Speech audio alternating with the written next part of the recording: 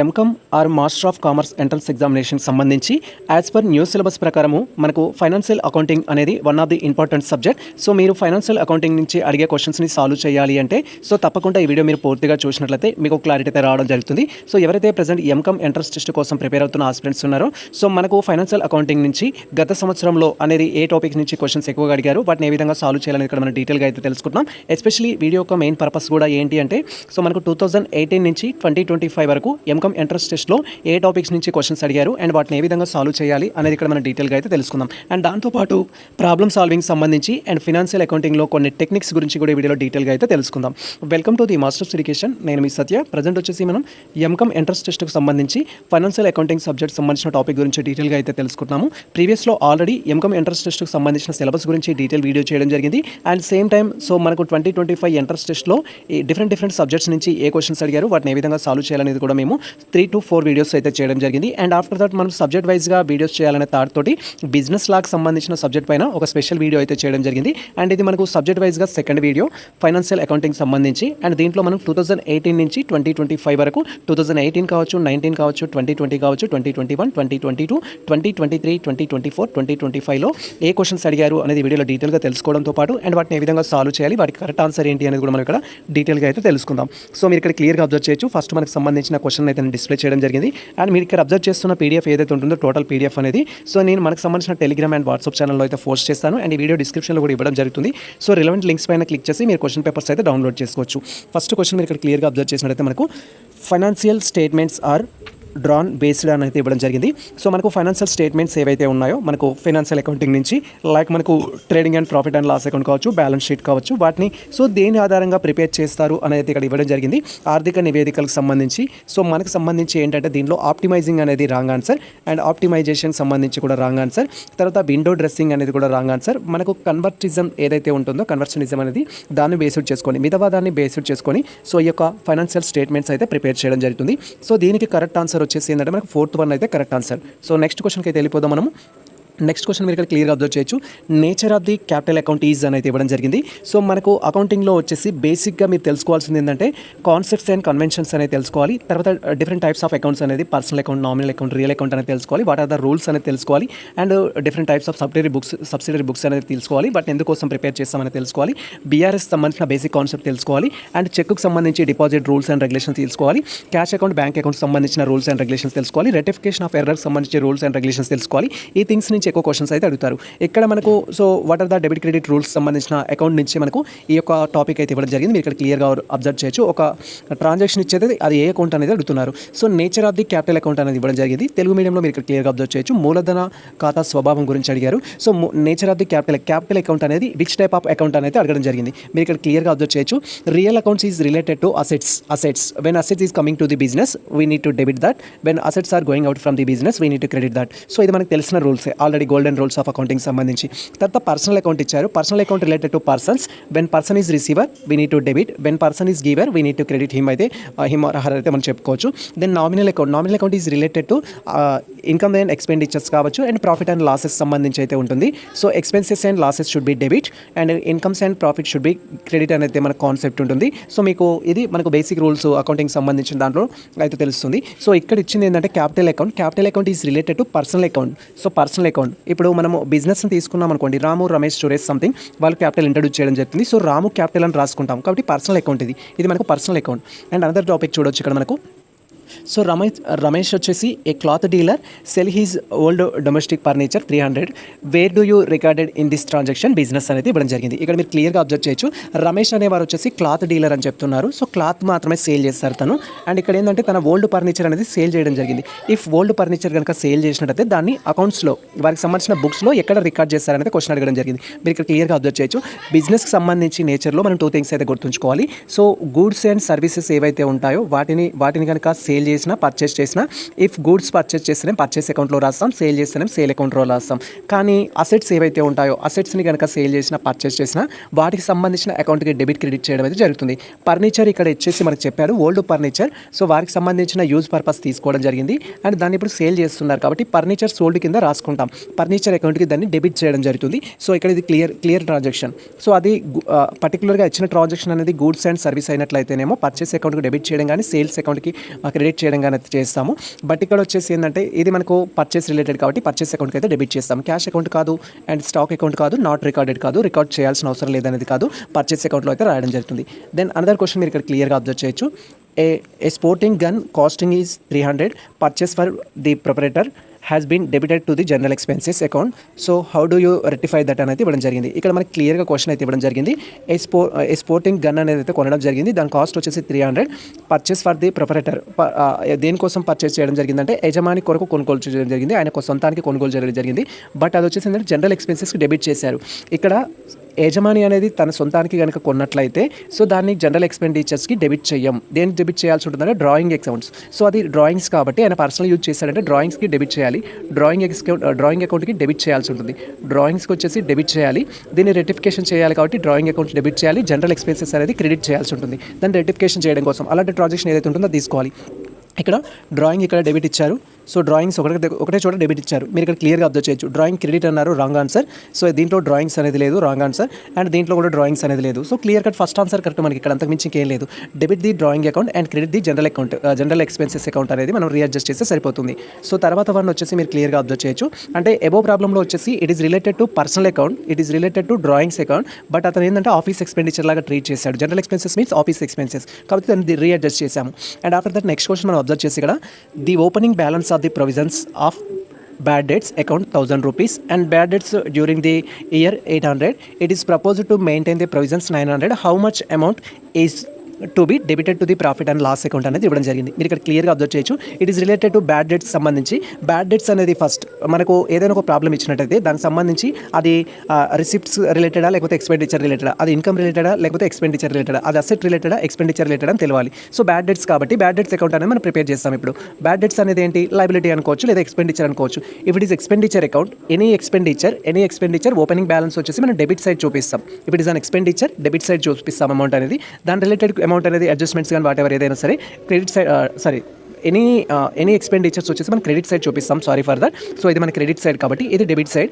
So ఇది credit side. Any expenditure if it is asset మనం debit side చూపిస్తాం, if it is liability credit side చూపిస్తాం. Opening balance అనేది 1000 rupees వచ్చేసి credit side తీసుకున్నాం. And during the bad debts అనేది 800 ఇచ్చారు. అండ్ ఇక్కడ వచ్చేసి ఇట్ ప్రొవిజన్స్ మెయింటైన్ 900 అనేది ఇవ్వడం జరిగింది. సో 900 వచ్చేసి we can treated as the provisions. 900 అనేది క్లోజింగ్ లాగా ట్రీట్ చేస్తాము. అండ్ తర్వాత మనకి 800 అయితే ఇవ్వడం జరిగింది. 800 related to so during the year కాబట్టి ఇక్కడ మనకి 1700 అనేది ఉంటుంది. అండ్ ఓపెనింగ్ వచ్చేసి ఓన్లీ 1000 రూపీస్ ఉంది. So we need to pay extra 700 rupees. 700 rupees అయితే ఉంటుంది. 700 రూపీస్ ఏదైతే ఉంటుందో అది ఇక్కడ కరెక్ట్ ఆన్సర్. సో ఇక్కడ ఉన్నది ఏదైతే ఉంటుందో 700 అనేది బ్యాడ్ డెట్స్ అకౌంట్కి డెబిట్ చేస్తాము కాబట్టి ప్రాఫిట్ అండ్ లాస్ అకౌంట్కి ఏం చేస్తామంటే బ్యాడ్ డెట్స్ అకౌంట్లో క్రెడిట్లో రాసుకుంటున్నాం కాబట్టి ప్రాఫిట్ అండ్ లాస్ అకౌంట్లో డెబిట్లో రాస్తాం. సో బ్యాడ్ డెట్స్ అకౌంట్లో వచ్చేసి క్రెడిట్ సైడ్ వస్తుంది 700 అనేది, ప్రాఫిట్ అండ్ లాస్ అకౌంట్లో వచ్చి డెబిట్ సైడ్ వస్తుంది, ఆపోజిట్ రావడం జరుగుతుంది. If it is profit and loss account opposite రావడం జరుగుతుంది. సో జనరల్గా మనం ప్రాఫిట్ అండ్ లాస్ అకౌంట్లో బ్యాడ్ డెట్స్ ఎక్కడ రాస్తాము, 2 బ్యాడ్ డెట్స్ అని రాసుకుంటాం. అదే బ్యాడ్ డెట్స్ అకౌంట్లో అనుకోండి, సో ఓపెనింగ్ బ్యాలెన్స్ ఎక్కడ తీసుకుంటామంటే క్రెడిట్ సైడ్ తీసుకుంటాం. బ్యాడ్ డెట్స్ సంబంధించి ఆ అమౌంట్ ఏదైతే ఉంటుందో 1000 రూపీస్ అనేది 900 రూపీస్ అండ్ 800 రూపీస్ రీఅడ్జస్ట్ చేస్తే మనకి 1700 అయింది. 700 నీడెడ్ కాబట్టి 700 అనేది ప్రాఫిట్ అండ్ లాస్ అకౌంట్లో లాభ నష్టాల ఖాతాలో వచ్చేసి ఏంటంటే 700 మనము డెబిట్ చేయడం జరుగుతుంది. సో ఇది దీనికి సంబంధించిన ఇన్ఫర్మేషన్. బట్ మీరు ప్రాబ్లమేటిక్ సాల్వ్ చేసే వాళ్ళు డిఫరెంట్ వెర్షన్లో అయితే సాల్వ్ చేస్తారు. మీకు వచ్చిన కాన్సెప్ట్ ఏదైతే ఉందో దాన్ని ఫాలో అవ్వండి. ఈ క్వశ్చన్ ఆన్సర్ వచ్చేసి మనకు 700. అండ్ తర్వాత ఇక్కడ మనకు అనదర్ క్వశ్చన్ అయితే ఇవ్వడం జరిగింది, మీకు క్లియర్గా అబ్జర్వ్ చేయొచ్చు. In case of del credere commission being allowed to consignee for any bad debts in consignment business following entry will be passed. So మీరు ఇక్కడ క్లియర్గా అబ్జర్వ్ చేయొచ్చు. సో మనకు కన్సైన్మెంట్ బిజినెస్ తీసుకున్నట్టయితే కన్సైనర్ అనేది ఉంటారు. బ్యాడ్ డెట్స్కి సంబంధించిన రెస్పాన్సిబిలిటీ ఎవరికి ఉంటుందంటే నార్మల్గా కన్సైనర్కే ఉంటుంది. బ్యాడ్ డెట్స్ సంబంధించిన ప్రాబ్లమ్స్ ఏమున్నా కూడా కన్సైనర్ దాన్ని టేక్ కేర్ చేయాల్సి ఉంటుంది. బట్ కన్సైనర్ అనేవారు కస్టమర్స్ తోటి డైరెక్ట్గా కమ్యూనికేషన్ ఉండదు కాబట్టి కన్సైనర్ ఏం చేస్తారంటే బ్యాడ్ డెట్స్ రెస్పాన్సిబిలిటీ కూడా సో మీరే తీసుకోండి అని కన్సైనర్ చెప్పడం జరుగుతుంది. కన్సైనీ కనుక బ్యాడ్ డెట్స్ రెస్పాన్సిబిలిటీ తీసుకున్నట్టయితే తనకు డెల్ క్రెడిటరీ కమిషన్ అనేది కన్సైనర్ ఇవ్వడం జరుగుతుంది. డెల్ క్రెడిటరీ కమిషన్ మీన్స్ అదనపు కమిషన్. జనరల్గా సేల్ చేసిన కమిషన్ ఇస్తారు. లాసెస్ బ్యాడ్ డెట్స్ వల్ల వచ్చే లాసెస్ని కూడా భరించినందుకు డెల్ క్రెడిటరీ కమిషన్ ఇవ్వడం జరుగుతుంది. సో డెల్ క్రెడిటరీ కమిషన్ మనకు one of the important topic. Del credere commission నుంచి ఎక్కువగా వస్తుంది క్వశ్చన్. కాబట్టి డెల్ క్రెడిటరీ కమిషన్ తీసుకున్నప్పుడు ఏంటంటే బ్యాడ్ డెట్స్ ఎవరి అకౌంట్కి డెబిట్ చేయడం జరుగుతుందంటే సో బ్యాడ్ డెట్స్ వచ్చేసి ఇక్కడ అతని అకౌంట్ నుంచి కట్ చేయడం జరుగుతుంది, కన్సైనీ అకౌంట్ నుంచి కట్ చేయడం జరుగుతుంది. మీరు ఇక్కడ క్లియర్గా అబ్జర్వ్ చేయొచ్చు. So consignor account shall be debited అన్నారు, కాదు కన్సైనర్ అకౌంట్ కాదు. తర్వాత డెబిటార్స్ అకౌంట్ అని అన్నారు, డెబిటార్ అకౌంట్ కాదు. సో తర్వాత commission commission account shall be debited అనేది కూడా జరిగింది. సో కమిషన్ అకౌంట్ నుంచి రెడ్యూస్ చేయడం జరుగుతుంది. కమిషన్ అకౌంట్ నుంచి రెడ్యూస్ అయితే చేయడం జరుగుతుంది. సో మీరు ఇక్కడ it is related to commission కాబట్టి డెలికేటెడ్ కమిషన్ రిలేటెడ్ కాబట్టి సో జనరల్గా అయితే దీంట్లో కొన్ని మిస్టేక్స్ ఉందేమో అనిపిస్తుంది నా క్వశ్చన్లో. సో బట్ ఇది వచ్చేసి ఏంటంటే కన్సైనీ అకౌంట్కి మనము డెబిట్ చేయాల్సి ఉంటుంది. కన్సైనీ అకౌంట్ సంబంధించిన అడ్జస్ట్మెంట్స్ అయితే చేయాల్సి ఉంటుంది. సో ప్రజెంట్ మీరు ఏదైతే అబ్జర్వ్ చేస్తున్న క్వశ్చన్ ఉందో దీనికి సంబంధించి కరెక్ట్ ఆన్సర్ ఏంటి అనేది. సో మనకైతే కన్సైనీ అకౌంట్ రిలేటెడ్ ట్రాన్సాక్షన్ ఇవ్వాలి. దీంట్లో కన్సైనీ అకౌంట్ రిలేటెడ్ ట్రాన్సాక్షన్ ఇవ్వలేదు కాబట్టి commission is related to consignee. But మీకు కరెక్ట్ ఆన్సర్ తెలిసినట్లయితే కామెంట్ సెక్షన్లో కామెంట్ చేయండి. సో దీని గురించి నేను సపరేట్ ఒక షార్ట్ వీడియో అయితే చేస్తాను. దెన్ అనదర్ ప్రాబ్లమ్ మీరు ఇక్కడ క్లియర్గా అబ్జర్వ్ చేయొచ్చు. సో మీకు ఇక్కడ ప్రాబ్లమ్ వచ్చేసి the passbook of a company shows and overdraft balance 2560 rupees. One of the reason is cheque is 2490 rupees sent to the bank but not collected at. What is the balance as per the cash book. So మనకి ఇచ్చిన problem వచ్చేసి it is related to bank reconciliation statement. Bank reconciliation సంబంధించిన problem అయితే మనకి ఇక్కడ mention చేశారు. So as per problem ప్రకారం ఏంటంటే పాస్బుక్ వచ్చేసి మనకి ఏం చూపిస్తుందంటే ఇక్కడ ఓవర్ డ్రాఫ్ట్ బ్యాలెన్స్ చూపిస్తుంది అనేది ఇవ్వడం జరిగింది. పాస్బుక్ మనకు ఓవర్ డ్రాఫ్ట్ బ్యాలెన్స్ అయితే చూపిస్తుంది. సో ఎంత చూపిస్తుంది అంటే 2560 రూపీస్ అనేది చూపిస్తుంది. ఈ 2560 రూపీస్ చూపించడానికి ఒక రీజన్ అయితే ఉందంట. అదేంటి అంటే సో 2490 రూపీస్ అనేది ఒక చెక్ అనేది డిపాజిట్ చేయడం జరిగింది. అది ఇప్పటి వరకు కలెక్ట్ అవ్వలేదు. ఆ కలెక్ట్ అవ్వకపోవడం వల్ల ఈ యొక్క ఓవర్ డ్రాఫ్ట్ చూపిస్తుంది. ఇప్పుడు ప్రజెంట్ దాన్ని రీఅడ్జస్ట్ చేసి బ్యాంక్ రికన్సిలేషన్ చేసి యాజ్ పర్ క్యాష్ బుక్ ప్రకారం మనకు ఆన్సర్ చెప్పమని క్వశ్చన్ అయితే ఇవ్వడం జరిగింది. సో మీకు బ్యాంక్ రికన్సిలేషన్ స్టేట్మెంట్ సంబంధించి ప్రాబ్లమ్ సాల్వింగ్ పైన క్లారిటీ ఉన్నట్టయితే ఈ ప్రాబ్లం చాలా ఈజీ. సో నేను ఇక్కడ 2 స్టెప్స్లో అయితే మీకు ఎక్స్ప్లెయిన్ చేస్తాను. అండ్ పాస్బుక్ అండ్ క్యాష్ బుక్కి సంబంధించి మనకు ఒక ఇంపార్టెంట్ టాపిక్ అయితే ఉంటుంది. సో మీరు బ్యాంక్ రికన్సిలేషన్ స్టేట్మెంట్ కనుక ప్రీవియస్లో చేసినట్టయితే క్యాష్ బుక్కి సంబంధించి కానీ పాస్బుక్కి సంబంధించి కానీ బ్యాలెన్స్ అనేది దేని ప్రకారం అయితే ఇచ్చారో దాని ప్రకారం 2 సైడ్స్ అయితే తీసుకుంటాము. అండ్ సెకండ్ థింగ్ వచ్చేసి ఆన్సర్ దేని ప్రకారం అయితే కనుక్కోమంటారో దాని ప్రకారం మనం ఆ బుక్లో మాత్రమే చేంజెస్ అనేది చేయాలి. అనదర్ బుక్లో చేయకూడదు. ఇక్కడ బ్యాలెన్స్ వచ్చేసి మనకు పాస్బుక్ ప్రకారం ఇచ్చారు 2560 అనేది, అది బోత్ బుక్లో తీసుకుంటాం 2560 అనేది. సెకండ్ థింగ్ ఆన్సర్ వచ్చేసి మనకు క్యాష్ బుక్ ప్రకారం అడిగారు. చేంజెస్ కూడా ఓన్లీ క్యాష్ బుక్ ప్రకారం మనం ఆన్సర్ చేయాల్సి ఉంటుంది. సో అది ఎలా నేను ఇక్కడ డీటెయిల్గా అయితే చెప్తాను. అండ్ దాంతోపాటు ఇంకొక ఇంపార్టెంట్ థింగ్ ఏంటి అంటే సో మనకు క్యాష్ బుక్ ఆర్ పాస్బుక్ చేసేటప్పుడు 2 టైప్ ఆఫ్ బ్యాలెన్సెస్ అయితే ఉంటాయి. ఒకటి వచ్చేసి ఏంటంటే ఫేవరబుల్ బ్యాలెన్స్ అనేది ఉంటుంది. అనదర్ వన్ వచ్చేసి unfavourable balance. If it is cash book అనుకోండి దీన్ని డెబిట్ బ్యాలెన్స్ అంటాం. If it is cash book అనుకో ఇది క్రెడిట్ బ్యాలెన్స్ అవుతుంది క్యాష్ బుక్ ప్రకారం. అన్ఫేవరబుల్ బ్యాలెన్స్నే మనం ఓవర్ డ్రాఫ్ట్ బ్యాలెన్స్ అంటాం. క్యాష్ బుక్ ప్రకారం ఓవర్ డ్రాఫ్ట్ బ్యాలెన్స్ ఇచ్చినట్టయితే క్రెడిట్ సైడ్ తీసుకుంటాం. పాస్బుక్ ప్రకారం ఓవర్ డ్రాఫ్ట్ బ్యాలెన్స్ ఇస్తే డెబిట్ సైడ్ తీసుకుంటాం. సేమ్ టైం మనకు క్యాష్ బుక్ ప్రకారం డెబిట్ బ్యాలెన్స్ ఇస్తేనేమో డెబిట్ సైడ్ తీసుకుంటాం. సో మనకు పాస్బుక్ ప్రకారం ఫేవరబుల్ బ్యాలెన్స్ అని ఇస్తేనేమో క్రెడిట్ సైడ్ తీసుకుంటాం. ఇక్కడ మనకు పాస్బుక్ ప్రకారం ఇన్ఫర్మేషన్ అయితే ఇచ్చారు కాబట్టి నేను దీనికి సంబంధించిన ఎక్స్ప్లెనేషన్ అయితే మీకు అందిస్తాను. మీరు ఇక్కడ క్లియర్గా అబ్జర్వ్ చేయొచ్చు. సో మనకు పాస్బుక్ ప్రకారం బ్యాలెన్స్ ఇచ్చారు. పాస్బుక్ ప్రకారం ఏమి ఇచ్చారు ఓవర్ డ్రాఫ్ట్ బ్యాలెన్స్. పాస్బుక్ ప్రకారం ఓవర్ డ్రాఫ్ట్ బ్యాలెన్స్ అన్నప్పుడు ఏంటంటే 2560 అనేది మనకు డెబిట్ బ్యాలెన్స్ అవుతుంది. సేమ్ క్యాష్ బుక్లో కూడా 2560 అనేది మన దగ్గర అమౌంట్ అనేది ఉంటుంది. సో ఇది మనకు ప్రజెంట్ మన దగ్గర ఉన్న cash book and passbook balances అయితే. అండ్ ఆఫ్టర్ దట్ ఒక రీజన్ వల్ల ఏమైంది అంటే చెక్ అనేది 2490 రూపీస్ 2490 రూపీస్ చెక్ అనేది సో మనకి ఇక్కడ ఏమైంది అంటే డెబిట్ సైడ్ అయితే డిపాజిట్ చేయడం జరిగింది.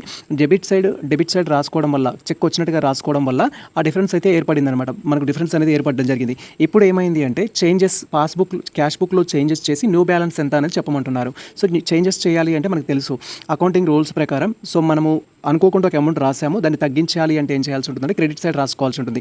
డెబిట్ సైడ్ ఉన్న అమౌంట్ తీసుకెళ్ళి క్రెడిట్ సైడ్ అయితే రాయాల్సి ఉంటుంది. సో అది బేసిక్ రూల్. ఇక్కడ 2409.40 అనేది సో ఒక చెక్ డిపాజిట్ చేయడం జరిగింది. బట్ ఇప్పటికీ కలెక్ట్ అవ్వలేదు కాబట్టి ఏమవుతుందంటే మనకు 70 రూపీస్ మాత్రమే డిఫరెన్స్ అనేది చూపిస్తుంది. ఇక్కడ 2490 అనేది డెబిట్ బ్యాలెన్స్ ఉంది, 2560 అనేది క్రెడిట్ బ్యాలెన్స్ ఉంది. So when compare with both balance మనకు 70 వచ్చేసి ఓవర్ డ్రాఫ్ట్ బ్యాలెన్స్ ఉంటుంది. బట్ ఇది వచ్చేసి ఏంటంటే 2560 అనేది ఉంటుంది. సో ఇప్పుడు రెండింటిని సేమ్ చేయాలి అంటే మనం ఏం చేయాల్సి ఉంటుందంటే రీఅడ్జస్ట్మెంట్ అనేది చేయాలి. రీఅడ్జస్ట్మెంట్ చేసేటప్పుడు ఏం చేస్తామంటే ఏ బుక్లో అయితే చేంజెస్ చేయాలో ఆ బుక్లోనే దాన్ని రాసుకోవాల్సి ఉంటుంది. సో ఇక్కడ యాక్చువల్గా మిస్టేక్ ఏం జరిగింది డెబిట్ సైడ్ అనేది మిస్టేక్ జరిగింది. ఇప్పుడు దాన్ని రీరైట్ చేయాలి అంటే క్రెడిట్ సైడ్ రాసుకోవాల్సి ఉంటుంది. 2490 రూపీస్ అనేది రాస్తాం. 2490 రూపీస్ అనేది క్రెడిట్ సైడ్ రాసినట్టయితే క్యాష్ బుక్ బ్యాలెన్స్ ప్రజెంట్ ఎంత అవుతుంది అంటే 2560 అనేది ఉంటుంది. తర్వాత 2490 అనేది అవుతుంది. టోటల్గా మనకు 50-50 అయితే రావడం జరుగుతుంది. 50-50 అండ్ ఇది క్రెడిట్ సైడ్ కాబట్టి అన్ఫేవరబుల్. దీన్నే మనం ఓడి అంటాం బ్యాంక్ ఓవర్ డ్రాఫ్ట్ ప్రకారం. సో ఇక్కడ మనకు 4th వన్ వచ్చేసి ఆన్సర్ అయితే ఇవ్వడం జరిగింది. ఓవర్ డ్రాఫ్ట్ 5050 రూపీస్ అనేది ఆన్సర్ మనకు మీరు ఇక్కడ క్లియర్గా అబ్జర్వ్ చేయొచ్చు. సో మళ్ళీ ఒకసారి క్లియర్గా వినండి అర్థం అవ్వకపోతే. సో మీకు ఇక్కడ ఓవర్ డ్రాఫ్ట్ బ్యాలెన్స్ పాస్బుక్ ప్రకారం ఇచ్చారు అండ్ ఈ రీజన్ ఏంటి చేంజెస్ ఉండడం అనే ఒక ట్రాన్సాక్షన్ ఇచ్చారు. దానికి సంబంధించిన ఒక ట్రాన్సాక్షన్ అయితే ఇచ్చారు. తర్వాత మన క్యాష్ బుక్ ప్రకారం అమౌంట్ కనుక్కోమంటున్నారు కాబట్టి రీఅడ్జస్ట్ చేస్తే మనకి ఏంటంటే సో 5550 అనేది అయితే రావడం జరిగింది. జరిగింది. అండ్ నెక్స్ట్ క్వశ్చన్ వచ్చేసి మీరు ఇక్కడ క్లియర్గా అబ్జర్వ్ చేయొచ్చు. So good will related question అడిగారు. గుడ్ విల్ వచ్చేసి ఇది నాట్ ఫైనాన్షియల్ అకౌంటింగ్ సంబంధించిన టాపిక్ కాదు, ఇది good will related question. But ఒకసారి అయితే క్లియర్గా అబ్జర్వ్ చేద్దాం. When good will is paid privately at the time of the admission in new partner, how do you record it అనేది ఇవ్వడం జరిగింది. సో గుడ్ విల్ అనేది డిఫరెంట్ టైప్స్ ఆఫ్ ఉంటుంది. Cash ఫార్మాట్లో తీసుకొస్తారు అండ్ కంపెనీలో పార్ట్నర్స్కి షేర్ చేయడం జరుగుతుంది. డిఫరెంట్ మెథడ్స్లో అయితే ఉంటుంది. ఇక్కడ గుడ్ విల్కి సంబంధించి ఇఫ్ ప్రైవేట్లీ అంటే బిజినెస్లో ఎంట్రీ అయితే ఉండదు. దానికి సంబంధించి ఇఫ్ ప్రైవేట్లీ తీసుకొస్తే ఫర్ ఎగ్జాంపుల్ ఏబీసీ అనేవాళ్ళు పార్ట్నర్స్ అనుకుందాం, సి అనేవారు ఎంటర్ అవుతున్నారు, సి గుడ్ విల్ తీసుకురావడం జరిగింది, డైరెక్ట్గా పార్ట్నర్స్ అకౌంట్కి ఇవ్వడం జరిగింది. పార్ట్నర్స్కి ఇచ్చినట్టయితే డైరెక్ట్గా సో నో ఎంట్రీ అయితే రావడం జరుగుతుంది. అది బిజినెస్ రిలేటెడ్ కాదు, వాళ్ళకి డైరెక్ట్గా ఇచ్చేసి ఎంట్రీ అయ్యాడు. సో ఇది బిజినెస్ రిలేటెడ్ కాదు, నో ఎంట్రీ అయితే రావడం జరుగుతుంది. సో మనకు ఇవి నెక్స్ట్ సెషన్లో మనం మాట్లాడుకుందాం. ఏవైతే సో మనకు problems related to advance accounting topics ఉంటాయో అవి మనం నెక్స్ట్ సెషన్లో అయితే మాట్లాడుకుందాం. అండ్ అనదర్ క్వశ్చన్ కూడా ఇది ప్రొవిడెడ్ షేర్స్ సంబంధించి కూడా మనకి ఏంటంటే అడ్వాన్స్ అకౌంటింగ్ సంబంధించి, అండ్ ఇది కూడా అడ్వాన్స్ అకౌంటింగ్ సంబంధించి. సో మనకి ఇక్కడ నెక్స్ట్ వన్ వచ్చేసి ఏంటంటే క్యాలిక్యులేట్ ది ఈక్విటీకి సంబంధించిన క్వశ్చన్ అయితే అడిగారు. ఇది ప్రాబ్లమ్ ఇచ్చారు మనకు. సో ఇది మనకు ఫైనాన్షియల్ అకౌంటింగ్ సంబంధించి మీరు ఇక్కడ క్లియర్గా అబ్జర్వ్ చేయొచ్చు. ఈక్విటీకి సంబంధించి calculate end owner equity if initial owner equity is 40,000 and equity of the creditors is 25,000 and revenue during the period is 50,000. So expenses during the same period 40,000. So they are given some transactions ఇచ్చారు మనకు. ఇక్కడ వచ్చేసి ఏంటంటే owners equity అయితే calculate చేయమంటున్నారు. First owners equity అంటే ఏంటి అంటే ఇక్కడ సో ఓనర్స్ ఈక్విటీ క్యాలిక్యులేట్ చేయాలంటే ఓనర్స్ ఈక్విటీ అనేది క్యాలిక్యులేట్ చేయాలంటే ఈక్విటీ ప్లస్ ప్రాఫిట్ అయితే కావాల్సి ఉంటుంది. ఈక్విటీ ప్లస్ ప్రాఫిట్ అయితే మనం క్యాలిక్యులేట్ చేయాలి. ఈక్విటీలో ఏమో వస్తాయంటే మళ్ళీ మనకు లాంగ్ టర్మ్ డెట్స్ వస్తాయి అండ్ క్యాపిటల్ వస్తుంది and profit reserves and profit అనేది రావడం జరుగుతుంది. సో ఇది మనకు ఫైనాన్షియల్ అకౌంటింగ్ సంబంధించి, బట్ ఇది రేషియో అనాలిసిస్ రిలేటెడ్ టాపిక్ నుంచి అయితే ఇవ్వడం జరిగింది. మనకు క్లియర్గా అబ్జర్వ్ చేయొచ్చు. ఓనర్ ఈక్విటీ క్యాలిక్యులేట్ చేయాలంటే ఈక్విటీ తెలవాలి, ప్రాఫిట్ తెలవాలి. సో మనకు ఆల్రెడీ ఇక్కడ ఇనిషియల్ ఈక్విటీ 40,000 అయితే ఇచ్చారు. మళ్ళీ మనం ఈక్విటీ అనేది క్యాలిక్యులేట్ చేయాల్సిన అవసరం లేదు. ప్రాఫిట్ ఇవ్వలేదు, ప్రాఫిట్ క్యాలిక్యులేట్ చేస్తాం. ప్రాఫిట్ ఎలా వస్తుందంటే రెవెన్యూ మైనస్ ఎక్స్పెన్సెస్ అనేది తీసుకోవాలి. Revenue minus expenses. సో ఇక్కడ మీరు క్లియర్గా అబ్జర్వ్ చేయొచ్చు. క్రెడిటార్స్ అనేది ఇవ్వడం జరిగింది. Creditors means short term liability, అది షార్ట్ టర్మ్ లైబిలిటీ, దాని ఎక్స్పెండిచర్ లాగా ట్రీట్ చేయము మనము. సో కరెంట్ లైబిలిటీ అనుకోవచ్చు. తర్వాత రెవెన్యూ డ్యూరింగ్ ది ఇయర్ అయితే ఇవ్వడం జరిగింది. రెవెన్యూ వచ్చేసి 50,000 ఇచ్చారు మనకు ప్రాబ్లంలో. రెవెన్యూ 50,000 ఇచ్చారు. డ్యూరింగ్ ది ఇయర్ 40,000 ఎక్స్పెన్సెస్ అయితే ఇచ్చారు 40,000. సో 50,000 మైనస్ 40,000 చేస్తే మనకు 10,000 అనేది రావడం జరుగుతుంది. ఇప్పుడు మనకు ప్రాఫిట్ వచ్చింది, నెట్ ప్రాఫిట్ వచ్చేసి 10,000 అండ్ ఓనర్ ఈక్విటీ కనుక్కోవాలంటే మనకు ఈక్విటీ ఆల్రెడీ 40,000 ఉంది అండ్ 10,000 అనేది వచ్చేసి ప్రాఫిట్ ఇచ్చారు. సో టోటల్ 50K వచ్చేసి ఏంటంటే ఇప్పుడు ఓనర్స్ ఈక్విటీ అవుతుంది. ప్రాబ్లం మీరు క్లియర్గా అబ్జర్వ్ చేయొచ్చు. వాళ్ళు మనకు ఓనర్స్ ఈక్విటీ క్యాలిక్యులేట్ చేయమన్నారు. ఇనిషియల్ ఈక్విటీ 40,000 ఇచ్చారు అండ్ క్రెడిటార్స్ ఇచ్చారు. క్రెడిటార్స్ అనేది ఓనర్ ఈక్విటీ కనుక్కునేటప్పుడు అది కన్సిడర్ చేయము. రెవెన్యూ ఇచ్చారు, ఎక్స్పెన్సెస్ ఇచ్చారు. రెవెన్యూ అండ్ ఎక్స్పెన్సెస్ అడ్జస్ట్ చేస్తే మనకు ప్రాఫిట్ వచ్చింది. ప్రాఫిట్ని owner equity initial owner equity కలిపితే మనకి ఏంటి అంటే సో ఎండ్ ఇయర్కి సంబంధించిన ఈక్విటీ రావడం జరిగింది. సో 50,000 ఏదైతే ఉంటుందో కరెక్ట్ ఆన్సర్. ప్రాబ్లంలో మనకు 50,000 అయితే ఉంది. మీరు ఇక్కడ క్లియర్గా అబ్జర్వ్ చేయొచ్చు. సారీ ఇది ఆన్సర్ కాదు, సెకండ్ వన్ ఏదైతే ఉందో ఇది ఆన్సర్. 50,000 అనేది మనకు ఆన్సర్. సో 50,000 వచ్చేసి correct answer. Second one correct answer. Then another question మీరు ఇక్కడ క్లియర్గా అబ్జర్వ్ చేయొచ్చు. Calculate the assets if liabilities are అనేది ఇవ్వడం జరిగింది. సో మనకు క్యాలిక్యులేట్ ది అసెట్స్ అని చెప్పారు. If liabilities is 4,200 and capital వచ్చేసి 8,400. సో మీకు దీనికి సంబంధించిన ఈక్వేషన్ రావాలి. ఏం లేదు, సో మనకు అసెట్స్ అండ్ క్యాపిటల్ ఇచ్చినప్పుడు లైబిలిటీ క్యాలిక్యులేట్ చేయాలంటే మనకు డ్యూయల్ ఎంటిటీ కాన్సెప్ట్ ప్రకారం అకౌంటింగ్ ఈక్వేషన్స్ అయితే ఉంటుంది. అకౌంటింగ్ ఈక్వేషన్స్ ఏం లేదు, that is assets is equal liabilities plus capital. Assets is equal liability plus capital. ఇది మనకు చాలా ఇంపార్టెంట్ ఈక్వేషన్, మీరు గుర్తుంచుకోవాల్సి ఉంటుంది. Assets is equal liability and capital. So ఇక్కడ మనకు ఆల్రెడీ ఏంటంటే అసెట్స్ కనుక్కోమని చెప్పారు. అసెట్స్ మనకు తెలియదు. లైబిలిటీ ఇచ్చారు ఎంత అంటే 4,200 అనేది లైబిలిటీ అండ్ క్యాపిటల్ వచ్చేసి 8,400 అయితే ఇవ్వడం జరిగింది. 4 + 8 వచ్చేసి 12 అండ్ 2 + 4 వచ్చేసి 6. 12,600 ఏదైతే ఉంటుందో కరెక్ట్ ఆన్సర్. మీరు ఇక్కడ క్లియర్గా అబ్జర్వ్ చేయొచ్చు. సో ప్రాబ్లంలో వచ్చేసి మనకు 12,600 అనేది కరెక్ట్ ఆన్సర్. దీనికి ఏమి ఇచ్చారు మనకు సో లైబిలిటీస్ వచ్చేసి 4,200 ఇవ్వడం జరిగింది అండ్ 8,400 వచ్చేసి ఏంటంటే క్యాపిటల్ ఇవ్వడం జరిగింది. రెండింటిని యాడ్ చేసి 12,600 అయితే రావడం జరిగింది. అది మనకు అసెట్స్. తర్వాత మనకు ఇంట్రెస్ట్ ప్రీపెయిడ్ అకౌంట్ అనేది ఇవ్వడం జరిగింది. సో ఇక్కడ ఎక్స్పెన్సెస్ ప్రీపెయిడ్ అకౌంట్ అనమాట. ఇన్సూరెన్స్ ప్రీపెయిడ్ అకౌంట్ని ఎక్స్పెన్సెస్ ప్రీపెయిడ్ అకౌంట్ అనుకోవచ్చు. ఎక్స్పెన్సెస్ ప్రీపెయిడ్ అకౌంట్స్ అనేది ఏంటంటే మనం బ్యాలెన్స్ షీట్లో తీసుకుంటాం.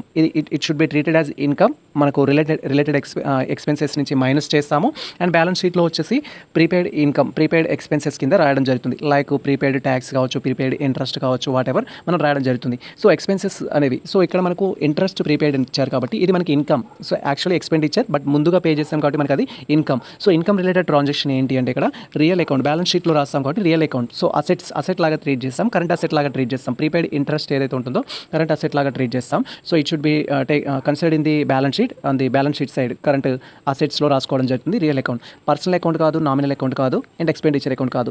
జనరల్గా సో ఇంట్రెస్ట్ పెయిడ్ అనేది మాత్రం మనకి ఏంటంటే నామినల్ అకౌంట్ అయితే అవుతుంది. ఇంట్రెస్ట్ పెయిడ్ అనేది ఎక్స్పెండిచర్ అకౌంట్ అయితే అవుతుంది, నామినల్ అకౌంట్. బట్ ఇక్కడ ప్రీపెయిడ్ ఇంట్రెస్ట్ కాబట్టి మనకి ఏంటంటే రియల్ అకౌంట్ అయితే కావడం జరుగుతుంది. సో మీకు గోల్డెన్ రూల్స్ ఆఫ్ అకౌంటింగ్ సంబంధించి క్లారిటీ ఉంటే దీనికి సంబంధించిన టాపిక్ అయితే వచ్చేస్తుంది మీకు. And trade discount in recorded అనేది ఇవ్వడం జరిగింది. ట్రేడ్ డిస్కౌంట్ సంబంధించిన ఇన్ఫర్మేషన్ మీరు క్లియర్గా అబ్జర్వ్ చేయొచ్చు. క్యాష్ డిస్కౌంట్ అయితేనేమో మనం కన్సిడర్ చేస్తాము, ప్రాబ్లంలో క్యాష్ డిస్కౌంట్ని కన్సిడర్ చేస్తాము. ట్రేడ్ డిస్కౌంట్ వచ్చేసి మనం రాసుకోము, అకౌంట్లో అనేది రాయము. ట్రేడింగ్ అకౌంట్లో రాదు, ప్రాఫిట్ అండ్ లాస్ అకౌంట్లో రాదు, బ్యాలెన్స్ షీట్లో రాదు. సో నాట్ రికార్డెడ్ అయితే చూపించడం జరుగుతుంది.